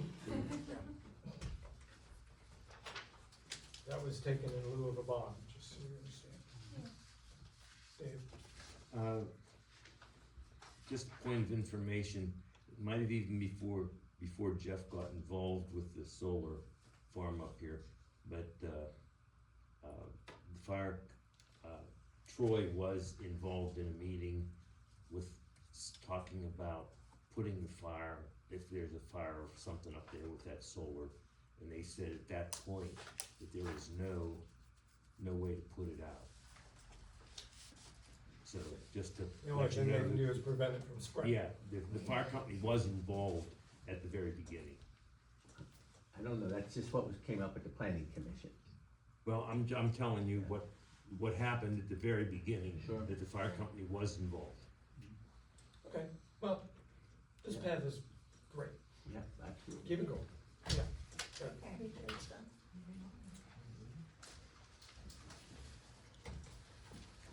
Okay, anything else for the engineer, zoning, or the, solicitor?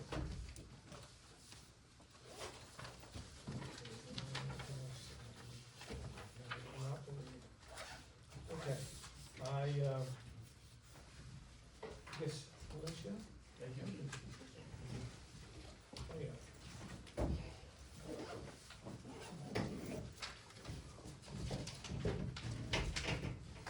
Okay, now we're down to the secretary treasurer report, or we get cash flow finance report review. Take two. Taxes away home. Thank you. I'll move the cash flow report.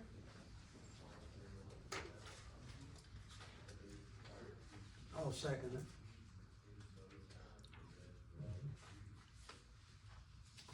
Alright, the cash flow has been, motioned and second. Any questions, comments, concerns?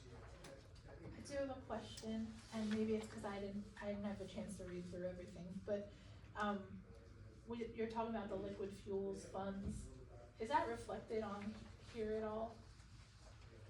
Liquid Connie fuels says fund. no. No, because that's a separate account that doesn't have an in and out. It doesn't have It's a on what? it's on the flow, it's on the main page, yes, Okay, but it doesn't have an income and expense right now. gotcha. And it is a separate account that can only be used in certain fashion. Okay, where That's is the it? easiest way to say it. What I'm trying to find out is Yep. how much it is compared to how much our costs of signs and stuff are. I'm looking for an amount on here. I'm just curious how much. What do you mean the cost of signs? Like when we say we can use liquid funds to repair like signs and stuff like that, and then we have like a study that has the cost to repair the signs. I'm just, On the front of that yeah, page, it says state funds. okay, the highway fund, got Yes. it, okay. Okay, so that's what we're looking at for funds that are available, potentially available for signs and improvements that we may have. Okay, that's all. Potentially, yes, it's very strict on, what needs to be filled out for what it's used for. Sure. Dan, Yes. I just wanted to make a comment about that. Mhm. We, to my knowledge, and who knows, I've been on the borough so long and some people think I should leave, but, Should be term limits. just keeping that in mind when you come to it. The liquid fuels money has been kept so that we can do street. I understand that we're allowed to use it for signs and painting and all of that kind of stuff. Yep. But we've always taken that more out of the general fund and kept the liquid fuels money, saved it for the streets. And I think we have to remember that because it costs so much money for the streets, and we are responsible for that. And I sorta like that idea that we just kept that in the account, because even to do that one little street that we just did, it was so much money. We only could do it because we had the ARPA funds. Right. So, I just think we need to keep that in mind. And we do have a street maintenance report in the engineers Right. that encompasses far more money that's in here. Right. So all I'm just saying is, if we use it down for things like signs or painting curbs or painting walkways, that's fine, but then that money won't be in place for when we go to do streets. I understand what you're saying, yeah, Yeah, it's just something to keep in mind. absolutely. Yeah, and as I said, I think we just need the information sitting here in front of us. What is it costs? Where is it best attributed to? What do we take as, important and immediate? And that's why I'd like to have that gathered for our next meeting, you know, with the information that we have. And does it come out of there? Does it come out of general funds?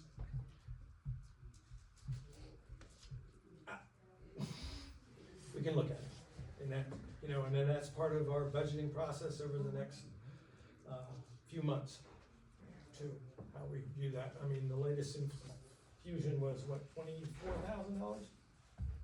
Am I right? 24 or 28?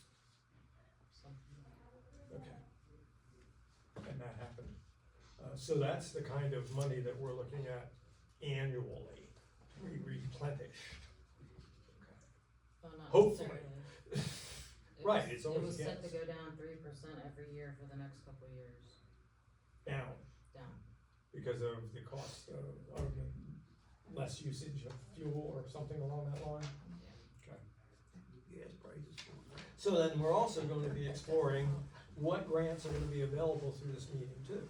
You know, Right. What can we apply for, what, you know, what steps do we have to take for that? The engineer will be there, anyone else of concern can be there. Okay. So we had any additional questions, cause I believe we're in second right at this moment and waiting for discussion back. Any further questions on the cash flow report?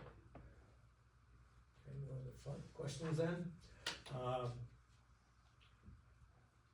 Do I have a vote then to accept cash flow as reported? All those in favor, yay? Yay. All those opposed? Motion carries unanimously to accept the cash flow report as is.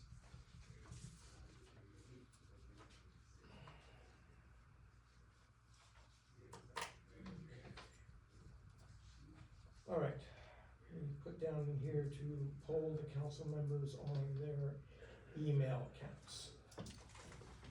So, Gwen, have you been able to access and utilize your email? I have not finished it because I just kept getting a thing that kept saying it couldn't. I was in the office before the meeting working on it. I think I might have it. I'm gonna send Connie an email when I get it. Okay, so you're still working on it? Yes. Okay, all right, Frank, I don't want it. don't want it, okay. I don't. Okay.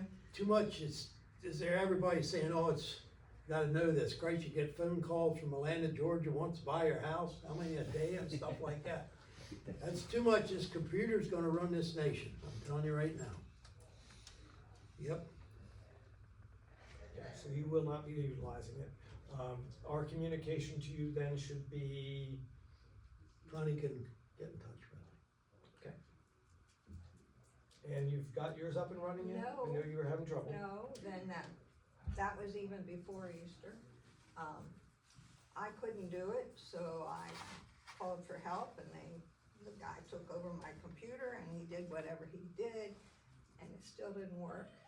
And then I got a call to say that Dacio was working on this and that's the last I heard. Okay. When was that?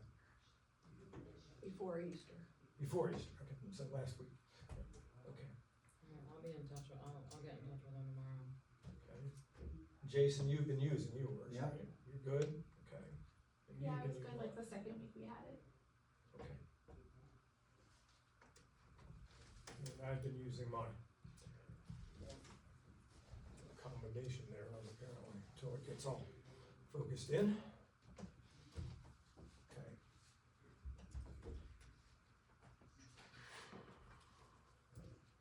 And you've got an office closure here, 27th to the 29th. Okay.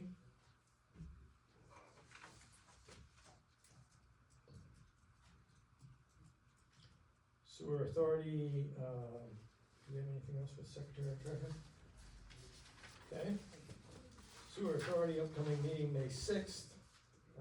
What's going on there at this point is, at that meeting should be presentations of our path forward on the grant usage and what we're gonna prioritize, as maintenance and improvements at the plant itself. Mayor's report. Alright, anybody who's still left, if you want a mayor's report, there are extras printed up on the desk. Feel free to grab one, they're always available. I'm not gonna read through everything because it's a lot and it's mostly for the council, but some things I wanted to point out were that on the 23rd, I attended as a guest speaker at a Cub Scout Pack 97 meeting in North New Salem, and that was a really great event. It was very useful to the Cub Scouts and their families who were there. They had lots of questions, and it was nice to be involved with the community and try to inform them about how the elections work and the duties of being mayor and that kind of thing. It was really cool. And in your committee, are you gonna talk about the Borough Association meeting at all? Sure, you can tell what you want. Okay, I was just gonna say that I attended that as well. It was the York County Boroughs Association meeting. It was cool because it was held at the Valley Tavern, which is right down the road. So we got to be there. The guest speaker there was Stephen Martinez, who is the executive director of York County SPCA. So that was useful information to learn about the kind of resources that SPCA offers to boroughs and the community. I thought that was helpful. And the County Boroughs Association meetings are 4 times a year? Okay, so like quarterly. And then the only other thing I wanted to talk about was the Communications Committee. That was voted on last month to start that and have me, the mayor, as chair and Gwen as co-chair.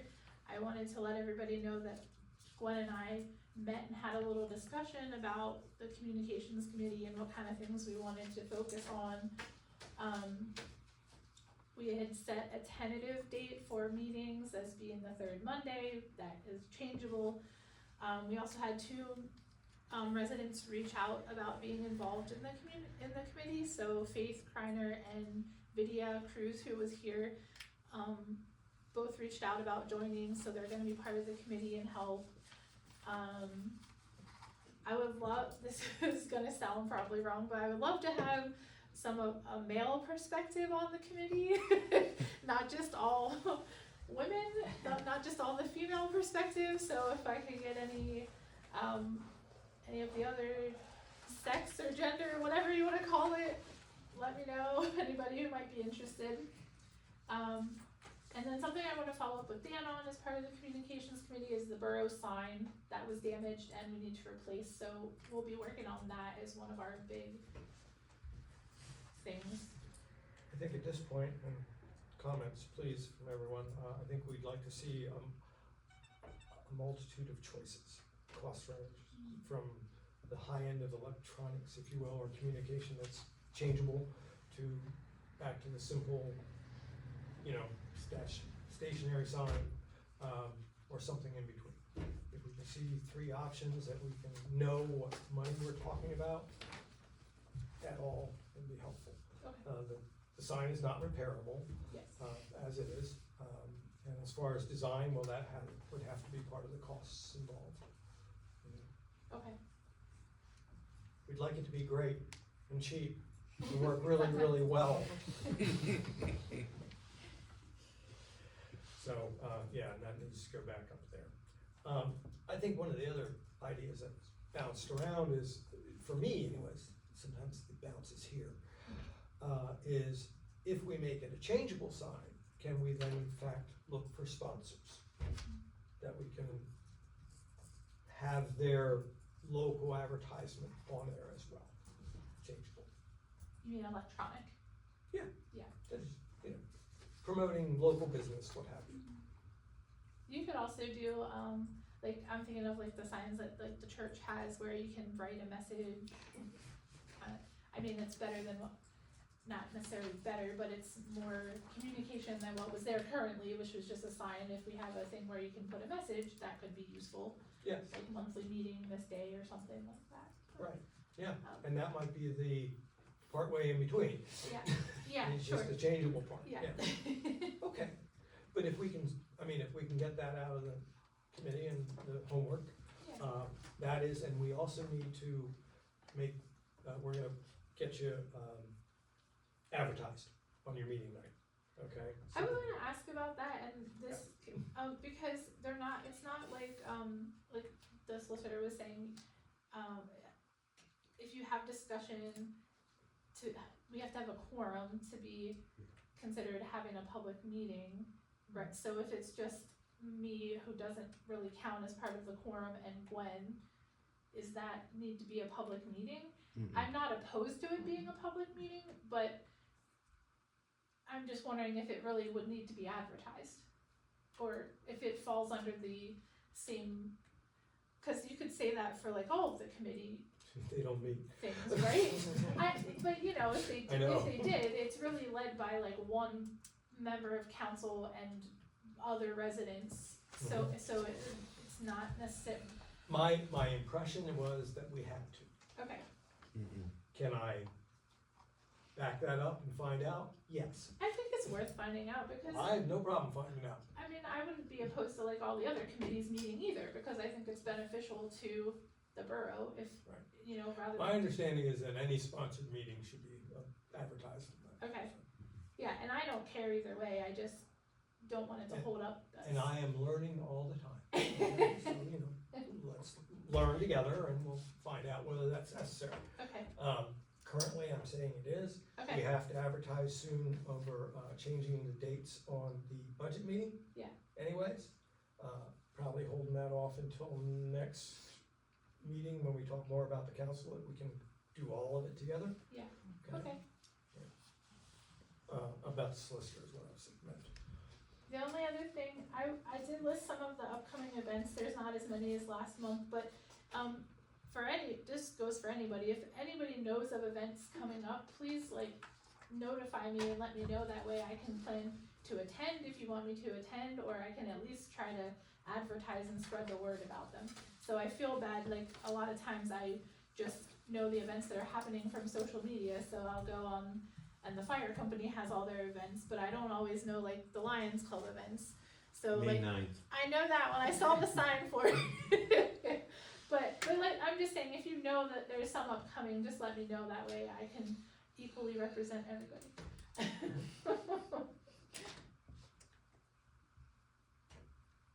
That was all I had. Okay, any questions of the mayor?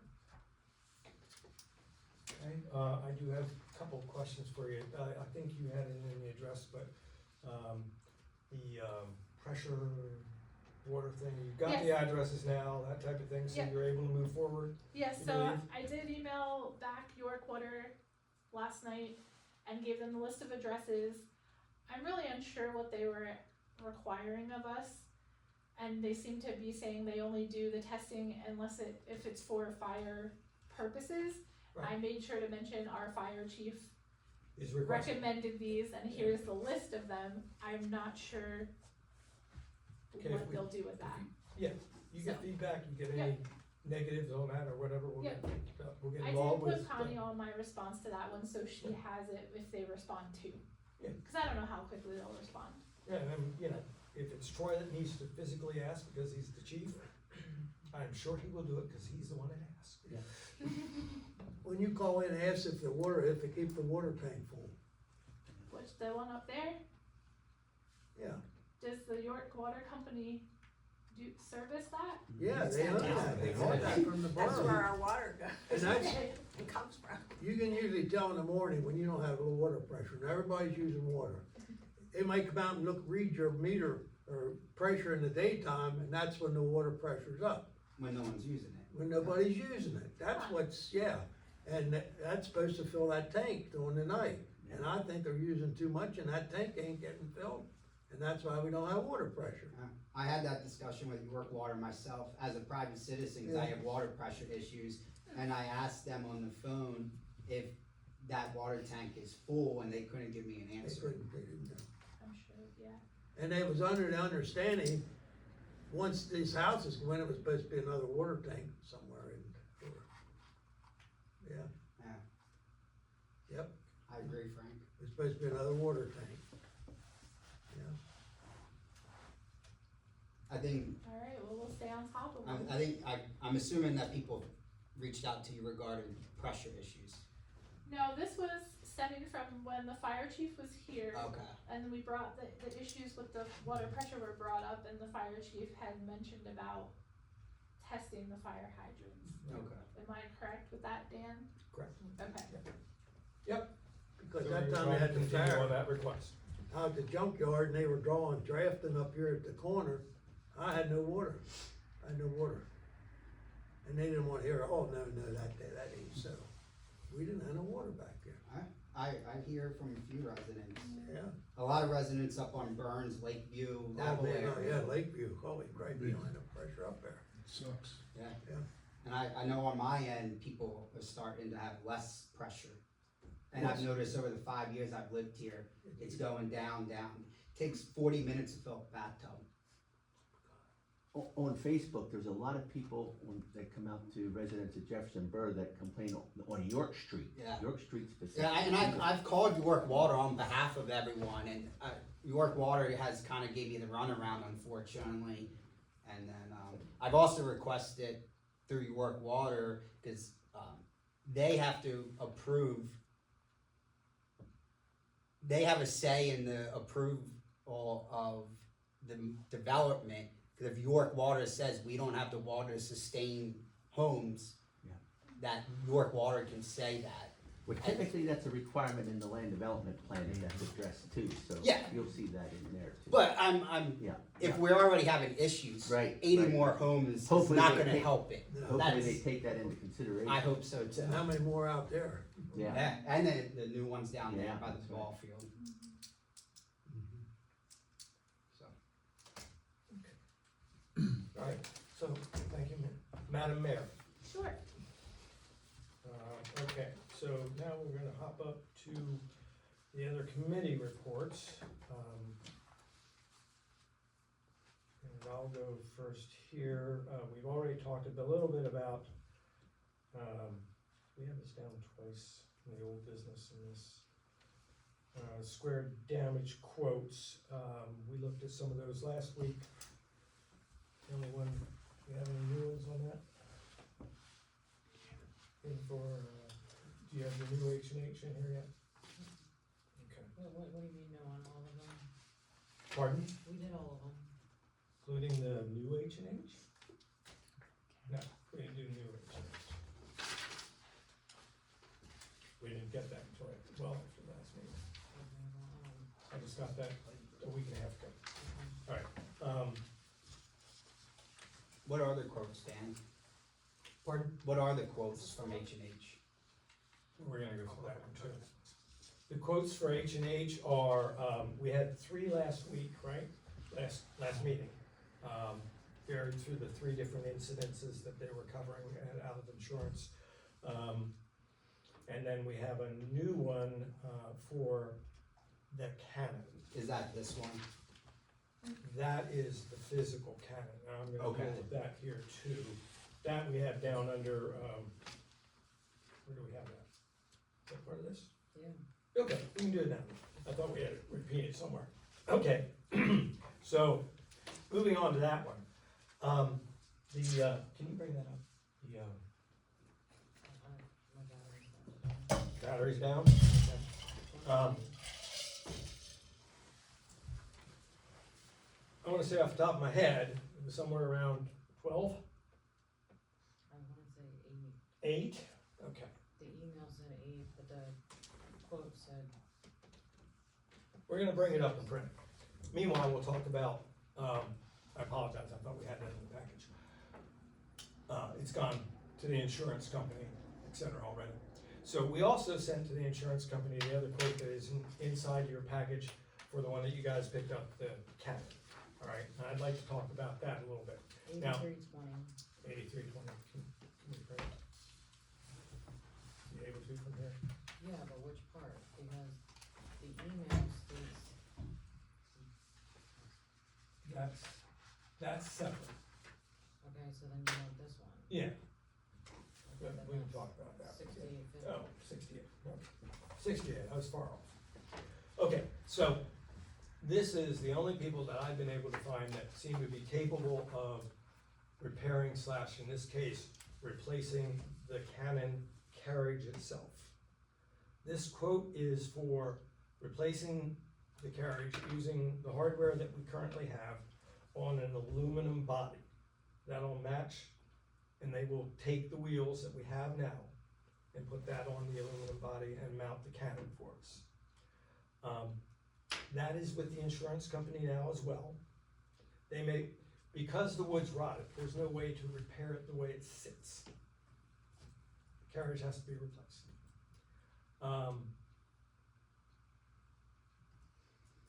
If we do this, I am unsure, and I have not gotten an answer yet back from the insurance company. I think their last answer to Connie, and I haven't heard myself personally, is that they are trying to figure out a way to check this out. Well, good luck, because somebody else somewhere maybe took me a getting while other estimates. to get another estimate on what it may be, to verify, do a second check. Well, in the meantime, what I understand from this fellow is that he has a limited contract with the people that are casting his carriages now, and that the father of the gentleman that's now running it has passed away, and that he is trying to fill his orders now and close the business. So we're very limited on this availability of this one that we found, and this is the recommendation, and I think I briefed you guys a little bit on this at the CPR. Anyways, the ADA training, if I did that right, I don't even know if I got that acronym right. ADE, right? Okay. AED. All right, so that being said, this was the one that is recommended from the cannon manufacturers and repairers at Gettysburg Battlefield. I think we should just vote on it now and go with this, if it's a trusted company, because two things. People do not like driving to the square, seeing it tipped over, when it's such a historical piece of this area. And secondly, being the 250th anniversary, I don't think we should keep it lopsided for much longer, so we can just schedule them and pick it up and fix it. I say we should just do it. I agree with you, and I think we have the funds to do it. And then get the insurance to reimburse us. Yeah. I wanna also say that, I am willing, with help, to, try to alleviate some of the burden here by using the the borough's truck and my trailer to transport and retrieve the cannon itself instead of spending the $2,500 on it. I believe we can probably accomplish that at the government's reimbursement rate of 73 cents a mile for less than $600. And take that expenditure that way. I also feel a little bit more comfortable with visiting their facility at the same time. And or I thought maybe I'd just go out, I'd fly out and take a look before we did anything. I may do both. It's a concern. We only have one choice. I only got one bidder. But it was that way before. Yeah. And I'm surprised that you got a bidder. I am too. Because for a long time, we had nothing. Yeah, we called some of your, we did some research into some of the old stuff that was done years ago, decades ago. No one that was quoting then is still in business. So Okay, you're thinking of driving it to Altoona? yes, Okay. need some help getting it on the pallet and, the barrel itself onto a pallet so that we can put that in the pickup truck. And then we can put the carriage on my, thing. Now, we'll get help in doing that from H&H, that's in their quote, to hoist it onto someone else's, vehicle and take it off when it comes back. You can't set it up now.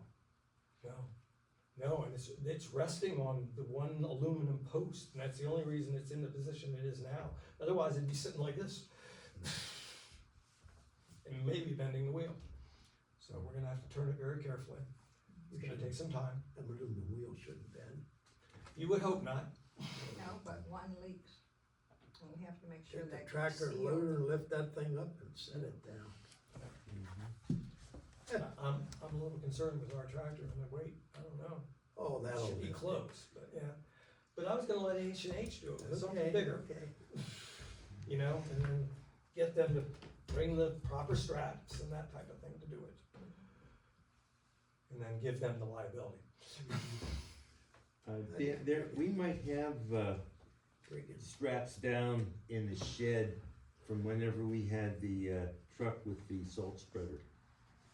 Cause we had to strap that salt spreader down, and it's those ratchet straps, so we may have enough of that. How old? Hmm? How old? How What? much? How old? How much salt? You need slings, you don't need ratchet straps. The second pair is the one that's down there. Okay, Cause we had one pair before, it was rusted pretty good because it wasn't clean after it was used. And hopefully these ones were cleaned and oiled, so that they're okay. well, that's the ratchet, I'm talking about the fabric. Oh, the fabric is, Nylon. it's nylon, so it's fine. It's nylon strapping, same stuff they use on the big semis. Okay. Take a look. I'll look at what their timing is too for H&H, whether we should take it on further or not. Okay. So, do I have a motion to accept this proposal with the option of me taking it as well? So moved. Second? A second. Everybody seconded, I heard it. So do we have unanimous consent then, I would say? Any objections? Unanimous consent on that. I will be in contact with them and H&H tomorrow about hoisting, and then we'll distribute H&H's, we'll let that up to the insurance company at this point. So, shouldn't be an issue. Has the insurance company given you any idea of what they're willing to pay us? No, and they just got the, H&H quote, Friday? Has there been any update on the individual who hit the cannon and the criminal aspect of the investigation? My last call into the, trooper, you know, Muma, was, to ask him how he was doing with that, after I talked to him with your help. And, that, I'm trying to give you a date. Might have been about a week ago. Yeah, it was probably the Friday before last weekend, not Good Friday, but before that. I then talked to him beginning of last week, and what he told me at that point is he believed that our license plate reader was a little fuzzy, and that there should have been, I believe it was we took it, one of the digits as an 8, and it was really a 0 because of the new fonts or whatever they're using. So he was gonna try both, because he told me that they found, I don't know when they found them, first I heard of it, a set of Honda keys when they came and investigated. So they believe it's a Honda. The license plate was coming back to a Jeep, and not a close Jeep, somewhere up Pocono Way or something like that, it's registered. Yeah, one witness said he thought it was a Honda Pilot, Okay. right down the street. He said he talked to the cops, or the police. He said he stayed outside, cause he didn't go, he saw it from his house, called the police. Oh, He did not approach them, and he said it looked like a Pilot, that. because the only people that told me that they called the police, thank you, were the people from the convenience store. Well, maybe that guy could say what the driver looked like or something, you know? I don't know, he's probably 4 or 5 houses down the street, he might not be able to. So, but he was on the report. He said he's talked to the police, he said he stayed outside until the police got there, but he didn't, and then, I guess they came down and talked to him, that's, Okay, that's yeah. the first time. Oh, okay. The trooper did not say anything about that. Okay. They said they found those keys, which again, was the first time they had mentioned that. No, he just used Pilot to like describe what he thought the vehicle was. Sure, to yeah, stuff. it's a light, He said it's a light, if you will, like a square vehicle is what he yeah, said. SUV, Yeah. So a small SUV. yeah. That wasn't a Tahoe or anything like Right, that. right, yeah. Okay, so, that being said, where'd we get on it? We got on a unanimous vote there. I put a call into him again, since he told me he was gonna check that out and get back with me. Talked to his corporal, crickets. So we'll get out of crickets, believe me. So is the camera footage fuzzy, is what they're saying, they can't? Well, we thought we could read it. Okay. So, we could read that license plate, we couldn't read the Good Samaritan's license plate, that was definitely fuzzy. The camera itself, that was only because he swooped in too close to the curb, got out of the camera angle. As I said to him and to the trooper and that, I guess if we got the FBI involved, they might be able to read that thing, but I doubt they have interest. So, but it sure would be nice if that guy came forward. Because, again, you can see him taking pictures. Really? Yes, on the video, he's taking pictures. They seem to be exchanging information as if they had an accident together. They sat there for 20-some minutes. What? Yes. We have the whole thing on it, where I'm gonna take a thumb drive over to them because we sent them snippets of it, but, yeah. Unbelievable. So we have good, clear pictures of the two folks, but, you know, it's distant. I mean, could you use it for ID? Well, if the guy looks like that, yeah, I guess you could to a degree, but positive, no. So, that's what I know about the state trooper, and we'll get more. I'm glad you're staying on that, though. With help, I will, yeah. And we will definitely get that, I just need to know the size of the USB drive that I need for that. I'm going up to, the area to get that, to do another task tomorrow, so if you have that to me, I'll get one on the way. Meaning I'm going to York. They don't sell those around here. All right. Any other questions on that, the Canon, et cetera, of me? Let's see if there was anything else. We did the bank columns. Parking lot improvement, we got a little update on that from the engineer. We have a presentation that I'll go through after the committee reports. I believe we have that on the agenda that way with the park, playground. Yeah, that's down in old business, okay. All right, and, okay, so mulch estimates, that's the other thing. You have a scenario on mulch estimates that I've collected up from 5 landscape contractors. They are not really well vetted yet. In other words, I haven't gone through and, you know, backed them up. And they have some pretty good spreads there. All right, our bottom two are about the same. The remulching at Strathmire was simply spreading, what was he, 4 inches? Something like that, a minimal amount. So what I did with this large amount coming in, so that we can take some brainstorming on this. Ziegers, which we have bought directly from before, their quote for 100 cubic yards delivered here, tractor trailer, is just a tad under $3,400. So in the past, that's 100 yards. That's enough to do that area at about 6 inches or a little less, that range. We're going to destroy, as you will soon find out, change the swing set area completely, okay, if we go with this plan. The other play area is not going to change with its base or configuration. So,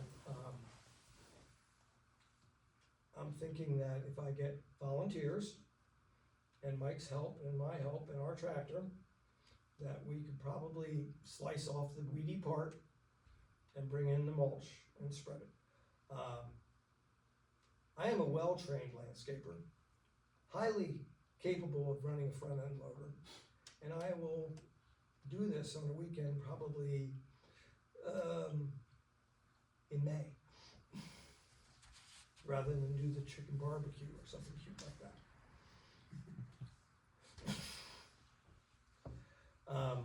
But it needs to be done. It's not really in a safe condition right now. It's not, there's not enough padding there to prevent the falls that could happen. And that makes us liable. So I am asking for your brainstorming on these possibilities. Okay, so what are these quotes included? You don't really say that.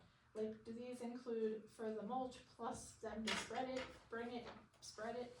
And you're saying like the playground mulch by itself would just be the mulch and you're gonna do the labor? Is that what you're, Zier's quote is for that only. yes, okay, what about these guys? Connie wanted to summarize it for you, and I think that's probably right. These are the quotes, and we can pass it around, I got another copy. Well, this is fine, And, just and they're not, and they're just- not vetted. The ones that I asked to do, I asked them to remove the mulch and put new in. okay, So that would be disposal and replacement in and the the mulch, vicinity of about 9 inches. okay, That's the brief of it. Now, as I said, I have not fully vetted them, that they really are concentrated on what I asked. okay, The second, we'll call it a scope review, has not been done yet. So I would say that these bottom two are probably feasible, based on my experience. Okay. The other two are so the top, amazingly high. so the top four Mm-hmm. are to remove the old mulch, bring new mulch, put the new mulch down. Yep. The bottom one, Zeger, is just for the mulch. That's right, that's a product itself, materials only. What about removing the old mulch? Are you volunteering to do that as well? Well, we would scrape it off less, and then we would either, haul it off, get a dumpster, okay? So there's more costs involved here, or find someone that thought they could use it. I'm right Can't there. just open the Just pile up. driving to my Can't yard. just open the pile up to residents to come and fill up and take as needed. Dogs dig Sure. holes. I gotta Yeah. fill them in. I mean, Okay. I get that. To save cost, Yeah, why not do a May 15th from 9 to noon, pick up your mulch. and then we'll take the rest of this. And then and then whatever's left over, then we can either Mhm. haul away ourselves or, I think there was another resident that actually volunteered to take some of it too. yeah. I just, it just It's is really not mulch anymore. Yeah, it's more like dirt. It's more I soil. know, you could grow some really good stuff in it. Got some really good weeds in it right now too. Oh, yeah, You get all the If you thistles. pile it up again, it'll kill all that. yeah. Exactly. The Yeah. other thing is the scout troop is looking for volunteer opportunities. Okay, That's Perfect. what a takeaway from when I went to be a guest speaker is they're always looking for things to volunteer with. okay. So if we would need help maybe putting the new mulch down or something, Mhm. I could reach out. There's some handwork that needs to be done for the most part. Yeah, but no, this is exactly why I said, let's brainstorm this a little bit more. And in the past, and the past members can correct me on this, it's mostly been done by volunteers. But this ain't your regular mulch, this is, No, this is, yeah, playground Sterilized mulch that we've, mulch. certified mulch that we've been using on, it's gotta be sterilized. yeah. Well, it's actually not sterilized, it's certified that there are no poisonous factors in it. That it comes from a clean source. And no pieces of No metal. Yeah, no metal, no sumac, no poison ivy, any of that stuff. So it's carefully selected. I think we should go with the second option, just the playground mulch, and then we can take care of the labor ourselves. So That's we'll need That's my opinion. to, okay, I agree with that opinion. I'll gladly volunteer myself to help you unload the mulch. Yeah. I'll volunteer too. me if I Well, can. yeah, that's the dumping. As long as I'm available that day. so we'll come up with a date, I'll look at my calendar and Mike's, and I warned you it was coming. That's fine. Now, I'm here. I do wanna say, don't forget Ross has a little piece of equipment that he rents out, right? So do we. Yeah, We you have a have it, front-end yeah, loader. but I thought if you had more, it would work going faster. No. It's 100 yards. Very small. That's my prototype. I'm And sorry. wheelbarrow. And a wheelbarrow. Yeah. I need a new one. The bottom busted out. Oh, geez. Now, It is a tractor trailer load, it's enough. a question then, are you planning on doing where the swing sets are only? No. both You're gonna ends. take it off the other one as well? I don't know if I'm gonna take that off, I might just go over top of that, Put it, yeah. Keep the bulk of it for down in there, and then we'll do our best, if it's still usable, later, which is further down on the agenda, so I won't unless we wanna get into the playground right Why don't now, you it's the wait? committee reports. Yeah, let's just. Might as well. do it. Okay, so you've got some pictures. Do you wanna vote on this though, first? Let me let you hear the rest, Okay. and then we can do that. Okay. The two separate votes, all right? Yeah, we'll have the agenda. Thank you, though, for reminding me. So, Ann, the landscape architect that we hired, came up with something that she got as close as I guess she could to our budget. In your package, you have a timeline, and Ann wasn't able to be here, so I'm gonna do my best to present. You have a timeline of what she thinks it'll take to get there, and basically ends in this coming fall. Alright, so we're really ready for a new playground improvement, not a new playground. For really next season, mostly. You have color pictures of the utilities. I went down and robbed the bank for this wonderful easel. And this is what she brought for us. This is the old one, so we don't need that one anymore.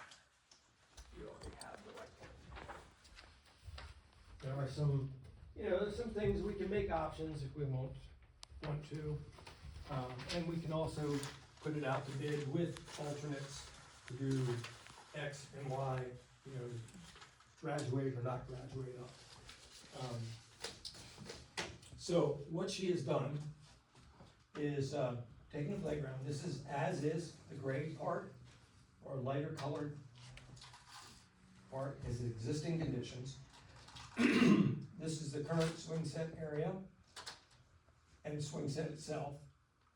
You can see underneath it, it's kind of lightened, so it's a little smaller. She's done an entrance area with some benches. Made an improvement to the macadam there to carry over here for ADA. And then that's the gazebo we already have, along with the concrete setting that would encroach on this existing playground area. She had proposed a fence around here, and this is carried, but through discussions, she carried in her estimate only a 4-foot fence along here and negated this to save us some money. And the fence was requested by the guys who play basketball. Is this covered by the grant that is on the engineer report? The Well- Jefferson Borough Park expansion? Yeah. Requested 27,335, is that? That part is Marcella Shale, okay? So that's the little part here adjacent, that's our first part. And then we have another grant for, what's the other? This one, the playground redevelopment, Yes. the request for 100,000 is for this. Yes. Okay. So at this point, I believe we are past our limits. So This this, current, so this this current- current estimate, yes, all right? So that's why I'm saying some of these things we're probably gonna need to make alternates. You can see the rough figures of what the equipment costs. Now, those are the retail figures. What the contractor charges us, we'll see. Well, and what we talked about was fixing or replacing this one slide. Yep. On the kiddie section, The one that's broken down. yes.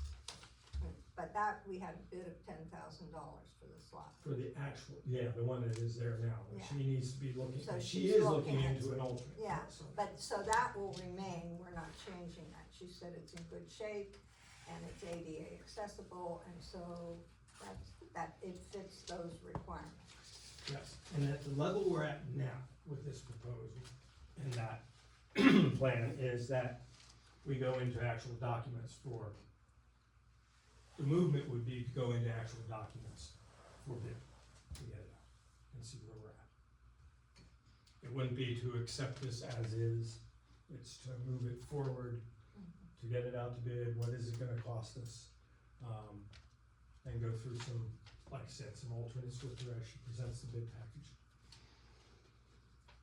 But that's where we're at now, so this is a rough sketch. The big change is at the swing sets, which they're just old traditional swings, which, that's okay, but we were advised that like if we went to a smaller unit, there would be, she could do more things with that swing set. Right.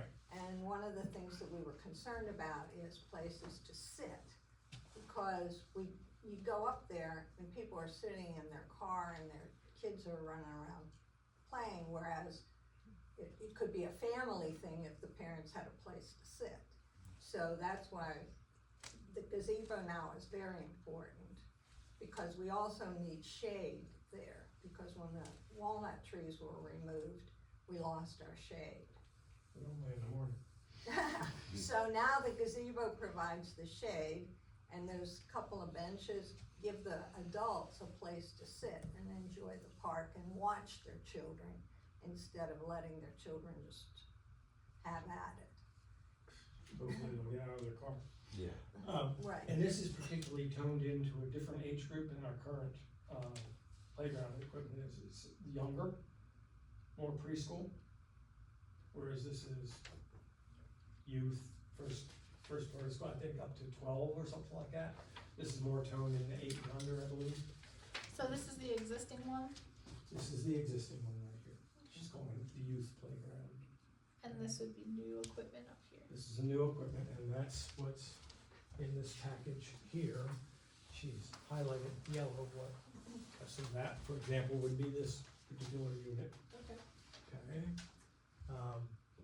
and if you look at it, she's not going on the high end of any of these. It's amazing, it's The truly pricing amazing. of this stuff is crazy. And then, you know, the saucer here, if there's anything I'd skip, it's that, right? If I had to, right? And, then she went into this guy here, which is a lot of diversification from what they have right now. Right now, all they have is climbing. And then the swing set, I believe is pictured in there as well. Where she's Yeah, kind in of the done back. a portion of it. You know, it's not the full thing, it's more like this. And then if we get additional grants, then we can put other things in and build the playground, instead of getting it all done at one time, because we don't have the money. I think we should obviously go out and get bids, because we're not making a concrete vote decision on it. Yeah. But I think it would be best if we look into more grants to put towards it, so we're not putting as much money out of borough expense. Sure. And try to get it more covered by grant money.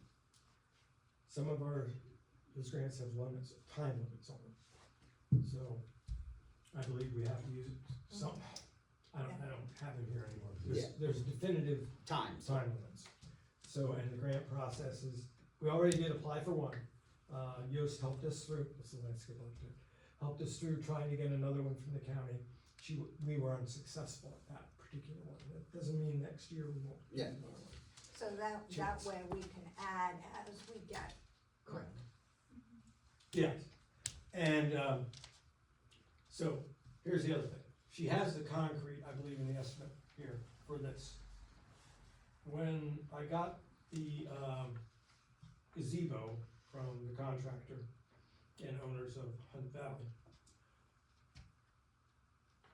the contractor that I got it for volunteered to pour this concrete, provide and pour this concrete. Okay, so I have to recontact him. I haven't talked to him since we got this gazebo over this, but I would imagine that volunteer will still carry through. It's a reputable Pennsylvania landscape, contract, it's Holston. Alright, and, she wanted a bike rack. Well, just so happens that I've got some bike racks sitting around in my company that we're gonna buy a $2,000 bike rack for $50.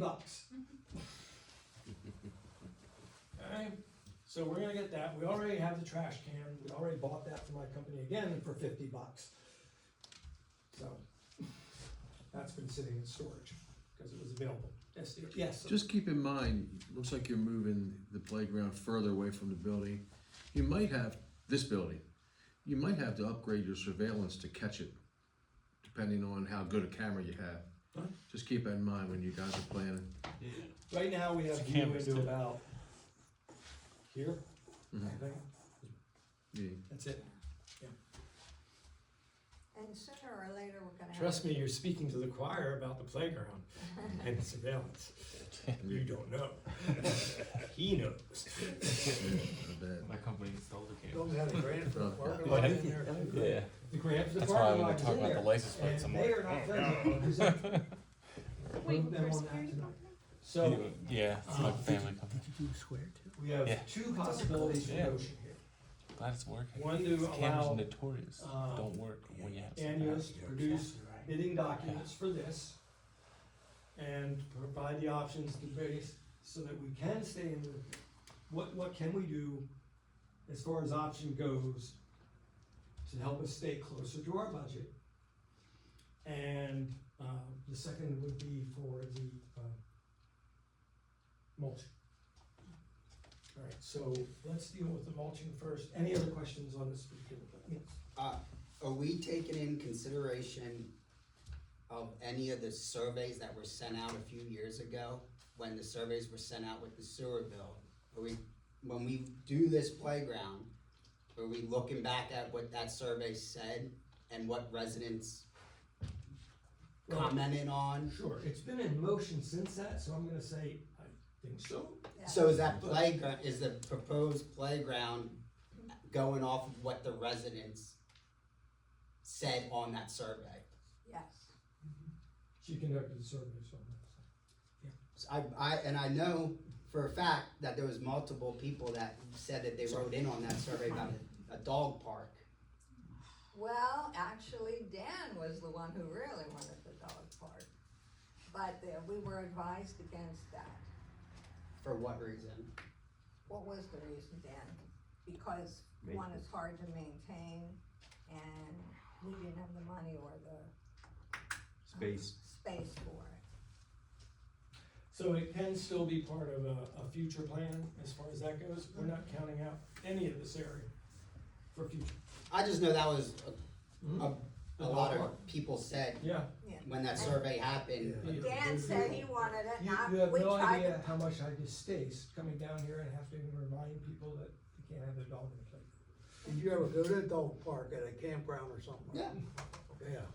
Yeah, and I'm Nobody sure the cleans up. neighbors would be I don't know. thrilled with it. I've been to some clean dog parks around here. But the other thing that I wanted, and isn't in there, but I still think that eventually we can get, are more adult-like activities. Like, they have benches that are plain benches, don't require a lot of, maintenance or anything like that. But you can do sit-ups and you can do other exercises on them. Or the mothers could sit on them and watch their kids, which I think is a good idea for the two. So I'm just curious, cause you just made me think of something, like, what if you did something like a community garden or something? I don't know, it's just a thought. Sure. Because that's like a green space that's not expensive, it's something that, you know. It's, And- I definitely, like he was saying, I think there's room to expand and do different things down the road. And You've seen how long it's taken to get just to this point. Right, So- no, I understand, I was just had the thought.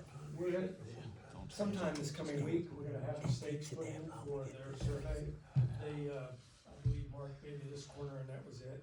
So the rest of these are gonna go in, and then we're gonna have to have a discussion where these seem to appear My in trees. the drawing from my neighbor. Hey, I I don't thought know, my it's fair, driveway they're was pretty, the though. line. Pretty, they're- It's just- Can I buy that parcel? So, we'll look for some, remediation there at some point. Yeah, and go with initially, that. we, But I want you to physically be able to see where those things go. This is a drawing, okay? initially, we even talked about doing things down here alongside or even in the front, but Yeah. that's all for the future. Oh, yeah, we wanted, I wanted to spend more As money. we build this thing, But I didn't know how far is it gonna go, and you can see from the cost of the equipment. Not very far. So Even- what we'll even- do for futures is more, maybe less equipment and, more expansion and Could it be a community garden? Well, yeah, I would sure. love that, yeah. I mean, the fact Is that that we an have, activity?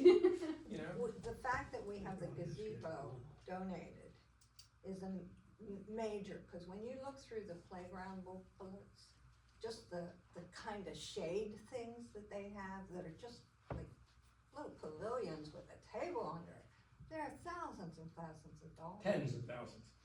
So, I mean, that alone gets us a long way, because we have that, and it's a very nice gazebo.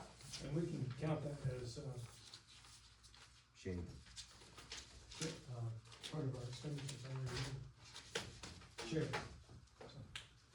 Okay, So motion to put bids out is where we need to get to. to get bid documents and Yep. get bid, yes. Motion for that. Is that what you're looking for right now? I second. Yes. You say slow motion. You say slow motion. I thought you was motion. We can make a non-motion, yes. Are you motioning? Okay. My motion is to create, have Andy Yost firm, create bid documents with enough alternates in them to stay inside the budget and be able to discuss going past the budget if we see the bids coming back in a satisfactory manner, to give us choices, okay? That's my motion. I second. Will you second that? Okay, thank you. So we have a motion, Brent. Any other discussion or comments on that motion? Okay. All those in favor? Aye. All those opposed? Okay. So, someone had a great idea on how to present Ziegers and our volunteerism. Anyone wanna word that for me? Wasn't it just a matter of buying the mulch from, Buying the mulch from Ziegler and pursuing volunteers. Volunteers to spread it. Right, coming up with a date, so I'll make that motion. okay, I'll second. second. Any other further questions or comments? All right, I have comments that will require action from you contacting the Boy Scouts. Okay, and is that Dan Gibbs' troop or? No. All right, so maybe we can contact him too. Yeah. Would you take that? Yeah. So both, We're questioning what, did you go through the whole Oh, vote you on didn't that? you got a second, but you didn't vote. no, we didn't vote yet because I had questions yet. Okay. We're in comment. These are questions. We have comment right now. We didn't I take the thought vote we yet. were moving on. We're trying. I just wanted to make it clear what we were looking for. Okay. Alright, Thank you. got it. Contact Dan and the Your Cub honors. Scout 47 for Yeah. volunteers. They're gonna ask a date, so. And we'll talk about dates that are available through that. We have your email, I think, or at least Probably. face. Yeah, We'll try to get some dates out there. It also depends on. she does all my planning, so. The delivery, the delivery part is, probably easy and really is, they put it on a walkabout. So it can be delivered and dropped Yeah. at any given point, and then we just take it from the pile and destroy some more asphalt. Okay, so, motion's on the floor, I read it the way it was, all those in favor? Aye. All those opposed? Motion carries unanimously. I'll look for that and the dates. Thank you. Alright, so that jumped me ahead and us behind. Alright, so, let's get into the rest of our committee reports then. Today's up, we've accomplished some good goals here tonight though. And you wanna start with finance? Sure, I went to, it's actually a committee meeting of the York Tax Bureau, but we're gonna be talking about the same stuff at our next big meeting. And, the documents that I have show how much money people received. Let me see if I'm in the right one. Good, okay. Jefferson Borough in 2025, according to audited revenues brought in $102,923.63, with a collection fee of $1,801. That means we have every municipality pays a fee out of the money they would be receiving from the taxes. So that's what happened. Jefferson Borough got the 102,000, but they paid 1,800 towards that for the fee. And then,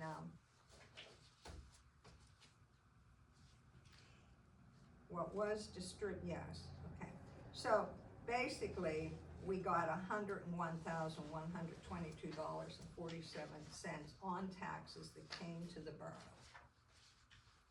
And that, then there's always money that's left over they can't identify where it goes. And they split that up amongst all the municipalities. It's done by population. And so out of that money, we got an additional $680 in 2025. So that's, the taxes have been moving along. I did have a tax committee. When people don't pay their taxes, then they might ask for like no penalty or interest, or do I really have to pay these taxes and all that. So people can do that, and I sit on a committee for that.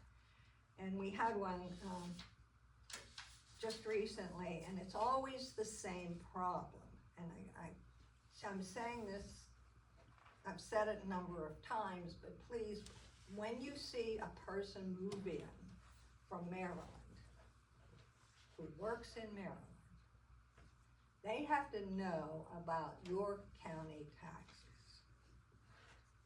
They don't know it. I think the realtors should be forced, Dan, to tell the people who are moving in that we have extra little taxes that they didn't have in Maryland. So people go for years without paying that tax.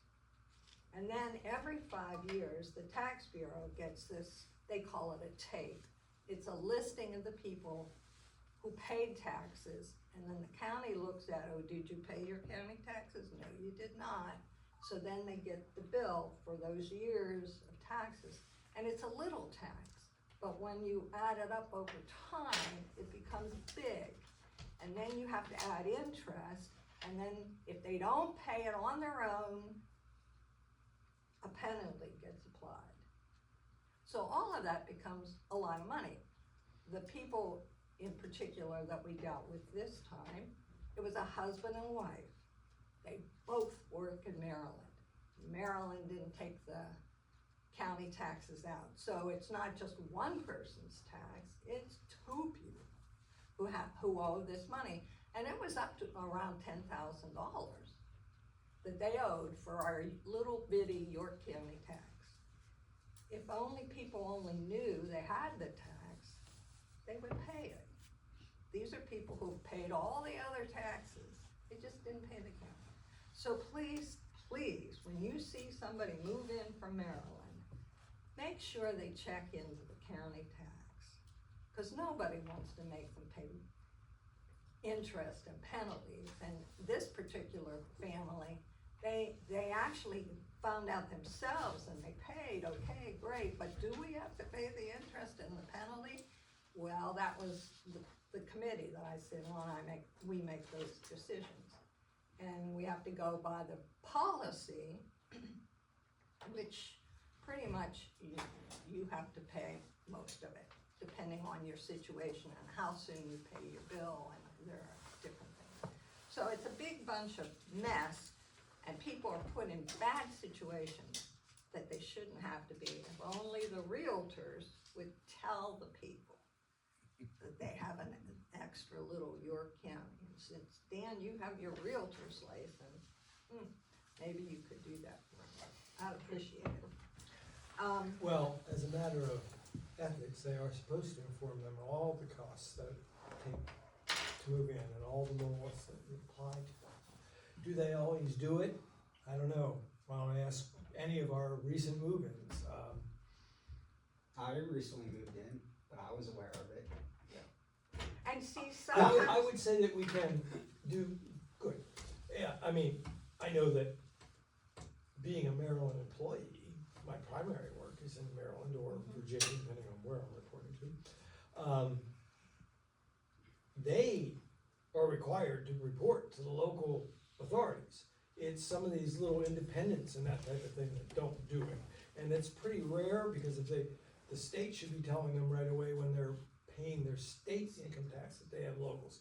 However, I think, Ann, that part of our communication and welcome package eventually coming out to these people through either their Actually, sewer bill or whatever would be sitting helpful. in our office, we have letters Mhm. that are to be given to new people moving in who come to the office, but if they don't come to the office, you know. Okay. So it's just a problem, and it's sad, cause people are hit with a big bill that they wouldn't have to have. So, I appreciate, Dan, though, what you told me. So that being said, having gone through that meeting, it really makes you sick. Went to the York County Boroughs Association, heard about the animal, SPCA. Frankly, most of the borough people who have been following that situation were not pleased. I know the guy is a promoter. He just knows all his stuff, but what he said and what is, they're not matching up.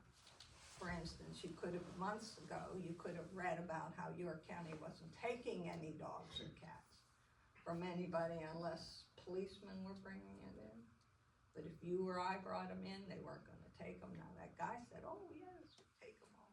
So, it was a very nice presentation, but we all have to stay on top of that because it really affects. We are lucky because we have a person, which the borough pays for, who you might call them the dog catcher. You know, if you have animal problems, he comes and he deals with it. Well, a lot of those people have retired around the county. York County has a real problem with that. We are lucky, we have our person. But if he wasn't around, we'd be in the same boat. And it's, the big problem that the municipalities are having with that guy is the bill we all got for what we had to pay. And although Jefferson paid it, ours was so much higher for just a couple dogs. It was just amazing. We paid it. Well, what I hear from the other municipalities, their bills are sky high. And it's a problem, and somebody has to deal with it, and our York County commissioners are gonna have to do something with it. So anyway, that was a very good, certainly a great meal. I like that, my chicken was delicious. I also went, because I'm on the LGAC, which is the local government planning commission. We look at the zoning plans that people send to the planning commission, and then our group looks at it and we make our comments. And because of that, I received an invitation to go to something that York County Planning had on data centers. Now that is like the big topic everywhere you go, and I have some books that they gave out here and some other information. This was probably the speech, and I thought there was another one. Anyway, so you could take a look at that stuff. It was very interesting. It was a wonderful presentation. It was only for officials, no press. They wanted to keep the problem out of the press so we could actually talk about the issue. And there were two presenters there that really stood out to me. One was a guy who's a lawyer, he works in York, and he would be the guy who would come to the municipality and talk to you about why you should let this data center come in. The other person that really stood out to me was, he's the guy from Shaw Orchards, who, he's the one that was doing that fight against the wires, the cables that were going through York County, and it was going through his orchards. And so it was a big issue. So those two people really talked in a way anybody could understand what the situation was. And I recommended to the Borough Council, or the Borough County people, that for our September meeting, we have those two, because they're on two sides of the issue, to come and present. So we should all think about our September meeting for the County Boroughs Association. It's I'm guessing, since we all voted on it, that we'll be able to get those two people to come and speak and deal with data centers, because you know what? We could even have one here in Jefferson, because the data centers are not all just big things like you think about them. Well, on the news, there are these massive things. Well, banks have data centers. Hospitals have data centers. Medical centers, they're small data centers, but they still have the same problem. And, you know, the problem of the water and the cooling and noise. And so, you know, immediately I thought about the bank, and I thought, holy moly, could we wind up having a data center there? And we could. We won't know until somebody decides to buy that thing. So I hope we'll find out some good information in September. And I think that's it. Okay. Any questions for the finance? Oh, I do wanna say, Dan, Sorry. at that finance meeting that I went to for the taxes bureau, they did the audits, and so I have the audits here. If anybody is interested in them, they can take them and read them. And what's the audit for? It's who got the money? York County and Adams County. Yes. And how it's distributed? You know, just like when we have our borough audit, they look at all the Oh, things okay. that we Thank do. you. It's- Yeah. Thank you. it- Now I yes, understand yes, what yes. you're saying. It's an Thanks. audit. Mhm. Okay, one for each county. And they did say that there is a possibility that perhaps Franklin County will join our tax bureau. Just a thought. At this point, they haven't voted on anything, and I don't even know if they will. But apparently whoever's been doing their thing is retiring, and they may be looking to do that, which just means that we'll have more money coming into the bureau, but it all goes out anyway, so. That's it. Okay. Public safety, Frank. Okay. For the month of March, I had 24 fire calls, and 4 of them was a medical assistant in the borough, so that was fire and medical. Okay. And you said about the pot pie, they sold 214 quarts of pot pie that Saturday, and 530 pounds of sausage. So they had that was a good day for them there. And they have bingo coming up in April 18th, seafood and meat bingo. Doors open at 4:30 and they play bingo at 6 o'clock. So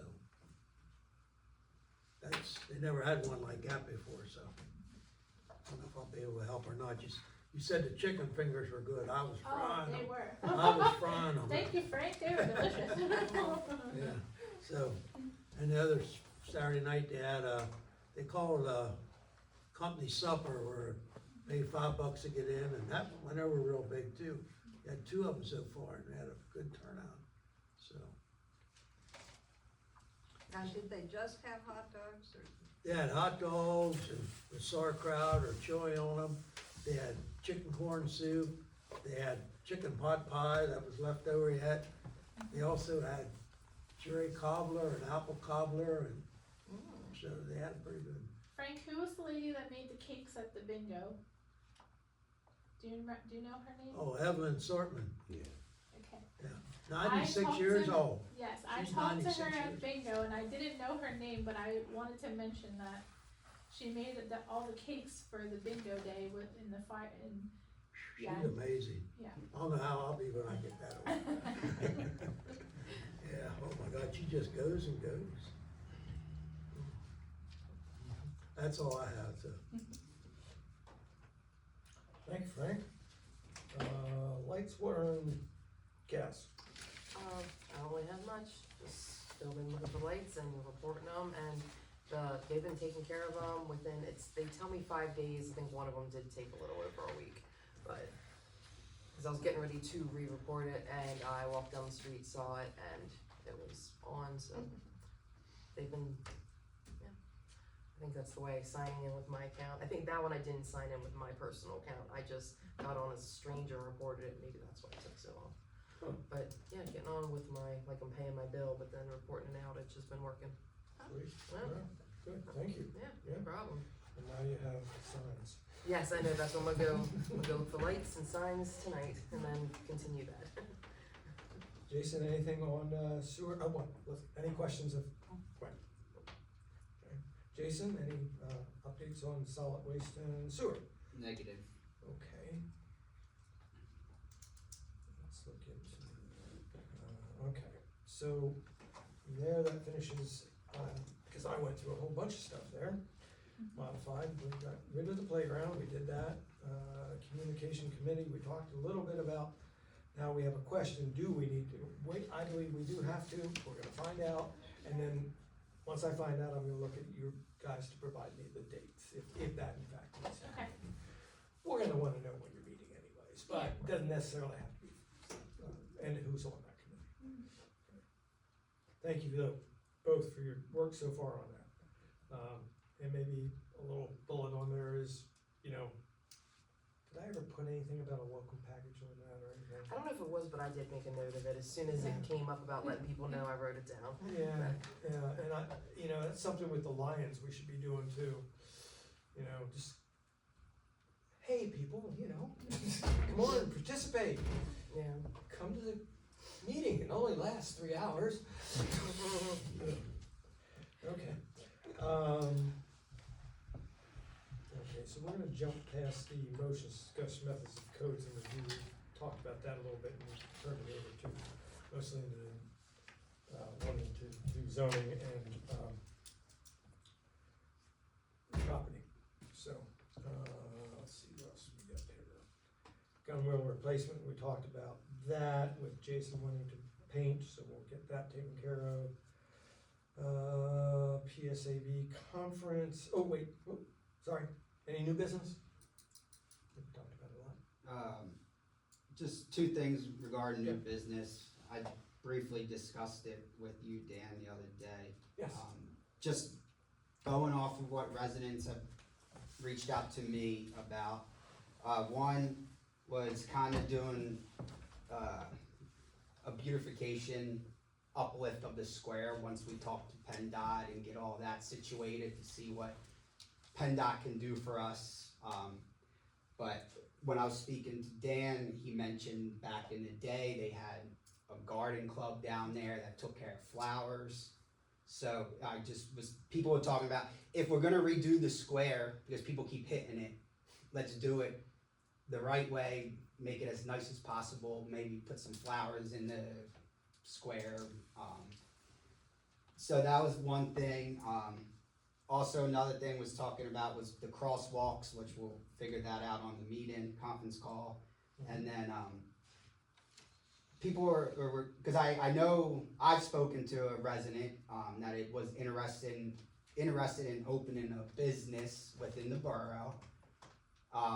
But they were worried about the lack of parking in the square for public parking for customers to utilize a business if a business were to come into the square. So that was just another thing we probably have to discuss with PennDOT. I know the borough owns the little cul-de-sacs, I guess you would say, around the square. I don't know if parking lot spaces can go in there to hopefully generate more people coming to the borough and more business. And then the second new business is I would like to reopen the discussion of chickens going forward. I have a lot of residents reaching out about it to me. I know Dan himself had a resident or a few reach out to him. I'm not saying vote in May. I'm saying put it on the agenda for open discussion so residents can see we're at least trying to come up with a plan that works best for everyone. Because that's gonna be a topic that people are gonna continually wanna talk about. We can put it on the agenda for the upcoming, to open discussion back up again. I know, I'll answer some of that, individual I approached to the one that had given us our documents last meeting, et cetera, and has emailed several times since. Very interested in getting the chickens, and there are others obviously interested.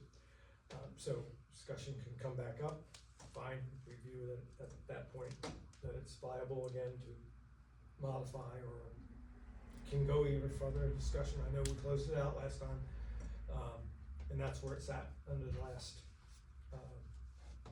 regime, shall we say, since we reorganized, we haven't talked about it. From that, I had tried to, I went around and I polled each one of the persons here as council members, how they felt about it. At that point, the overwhelming majority was that we weren't ready yet to talk about that too much more. So, we'll bring it back up again. And when I talked to each one of you, I had some fanciful ideas about how maybe we could cut some of the policing and make it private sector and all that kind of stuff. Well, solicitors shot me down virtually every idea I have, so that doesn't exist. Just so you understand where I did pursue that with her, a minor discussion to see if we could set up something that was self-policing and money being available that could be received if they violated easily and no big court cases and going to the magistrate. No, sorry guys, it was an idea. So I'll just say that because I had that conversation with each one of you about that. So didn't come to fruition. So, okay, any other new business?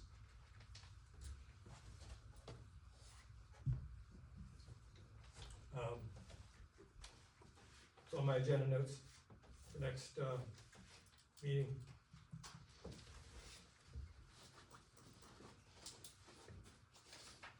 All right.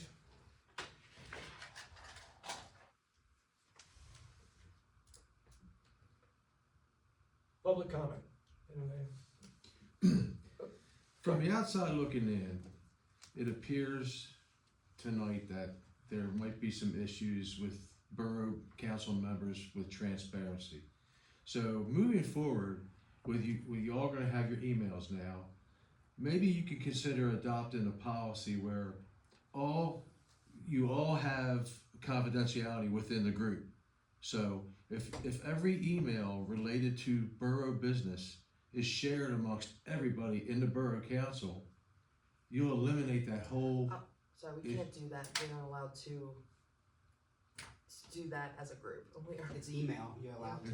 Not if we're answering each other in the email as a group. He's saying that when borough information is presented to the president or the secretary, just to shoot out an email. Okay, Yeah, just share. So everyone on Work the amongst council yourself. can see. Okay. And that way you eliminate a lot of that tension and build communication rather than have issues like tonight where you feel tense and not everybody's getting along like they should, and you eliminate it. So that might be something you guys could talk about at some point in time, but I just figured I'd throw it out there. Thank you. Yeah, you are allowed to communicate one way, that we did learn that in the training, like, you can send out information, we just can't have email conversations back and forth. I So, misunderstood. I yeah. thought that's. Dave? Yeah, whatever works best for you guys. 11 York Street, Dave Leffler. Two things. One is, this is usually the time of the year when you discuss the idea of street sweeping with the cinders and things that the state puts on the state highways, on the borough, or on the state highways where there are sidewalks. Okay, that's one thing. The other thing is, May 10th is Mother's Day. May 9th is the chicken barbecue that the Lions have. I have tickets, Dan has tickets, there are tickets, Doc Ruberg has tickets, and the service center has tickets in town for people to get. Price is still, it's $12, right? Yeah. $12 for a half chicken dinner. And also, that's the time that the community has yard sales. So if you know anybody that wants to have a yard sale, it's a great day to do it because you have more people in town coming around, so.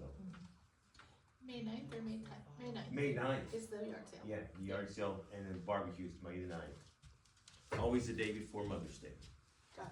And Dave, right at this point, we're looking at trying to find out dates that the street sweeping service that we've been using, Spring Road, is available due to some medical conditions or something that the person that runs our street sweeping is. So if that isn't available, we're gonna have to go to another source. So we're looking for that. But what we usually do it the end of April so that it's clean for Mother's Day, that's all. And so, I mean, if you don't vote on it today, We don't have anything to vote on, Yeah. unfortunately. you have to, Because we don't know when they were going to be possibly available tomorrow. And then they're on some kind of medical leave. So, we haven't got an answer back when they're returning, so Okay. nothing to vote on. And then we'll, in the meantime, I'll check with the other services too, just in case. I was gonna say, if they're on medical leave, you might just wanna consider it a no-go and look into other things. Yeah, I don't know what their extent is, that's the problem, we don't know how long, they haven't answered that. Is it a week? 5 weeks? 5 weeks, not possible, but we can explore some other things. We were hoping to have an answer back. Didn't get it, so that's the way it works. And this year there are quite a bit of cinders, plus they also went around and did some tar and chipping repair, so it's even more than ever. Yeah. And that just happened. Nice fresh cinders out there. Okay, Dan, one more thing. yes, I thought of. There are several places on the state streets where the base on the roads is deteriorating. And I would hope that you would bring that up tomorrow at the meeting as well. Okay, I mean, like, I know down York Street, the whole north side, just about all the way down through, the base is deteriorating. As well as big York. places, yeah, York Street, Yeah. on the north side of the street.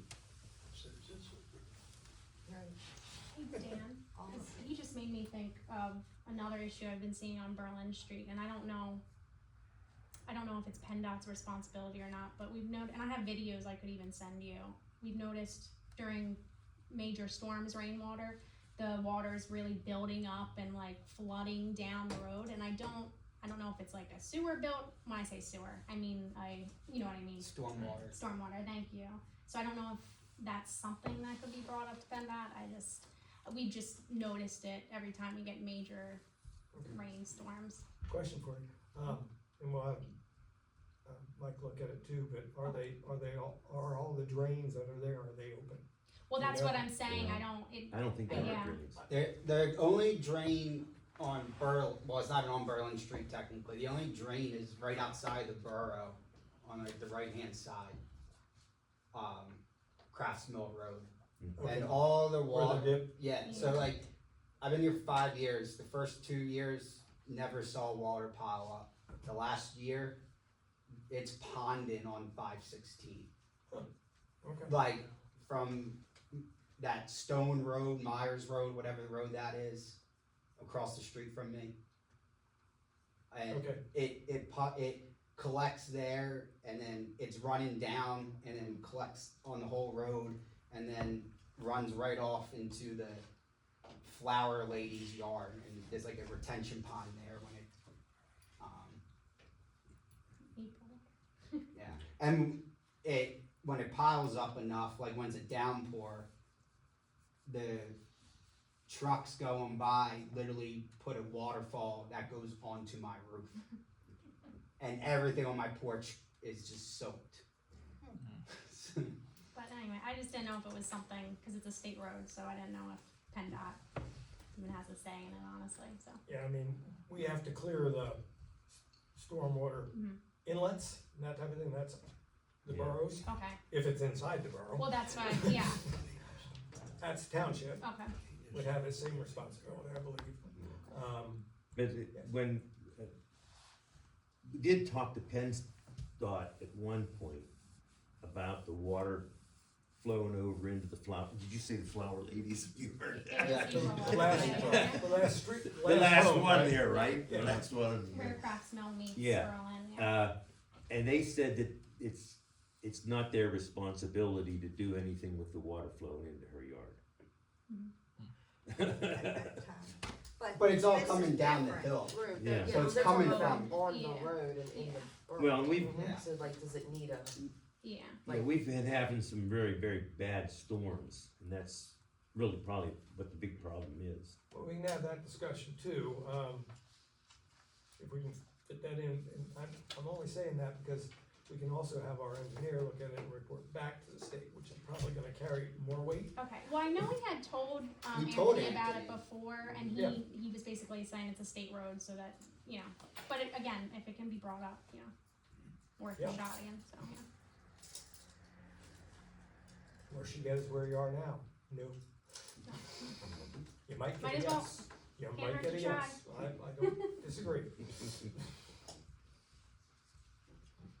Okay, well, thank you for bringing that up. All right, PSAB conference coming up May 31st to 3rd. We've signed up numerous folks for that. We'll go through the list, who's on that now? Just Kelsey and you and myself. Okay, so 4 of us are going, alright. And we should hopefully get some good education out of that, and hopefully make me better at what I do, and more clear at what I do, if I can get that way, please. Okay. Any other questions, anything for the good of the community? Everybody tired? I know it. Thank you so much for staying so late, we appreciate it, we got through a lot of business tonight. Very appreciative of all you folks, Thank you all. including the public.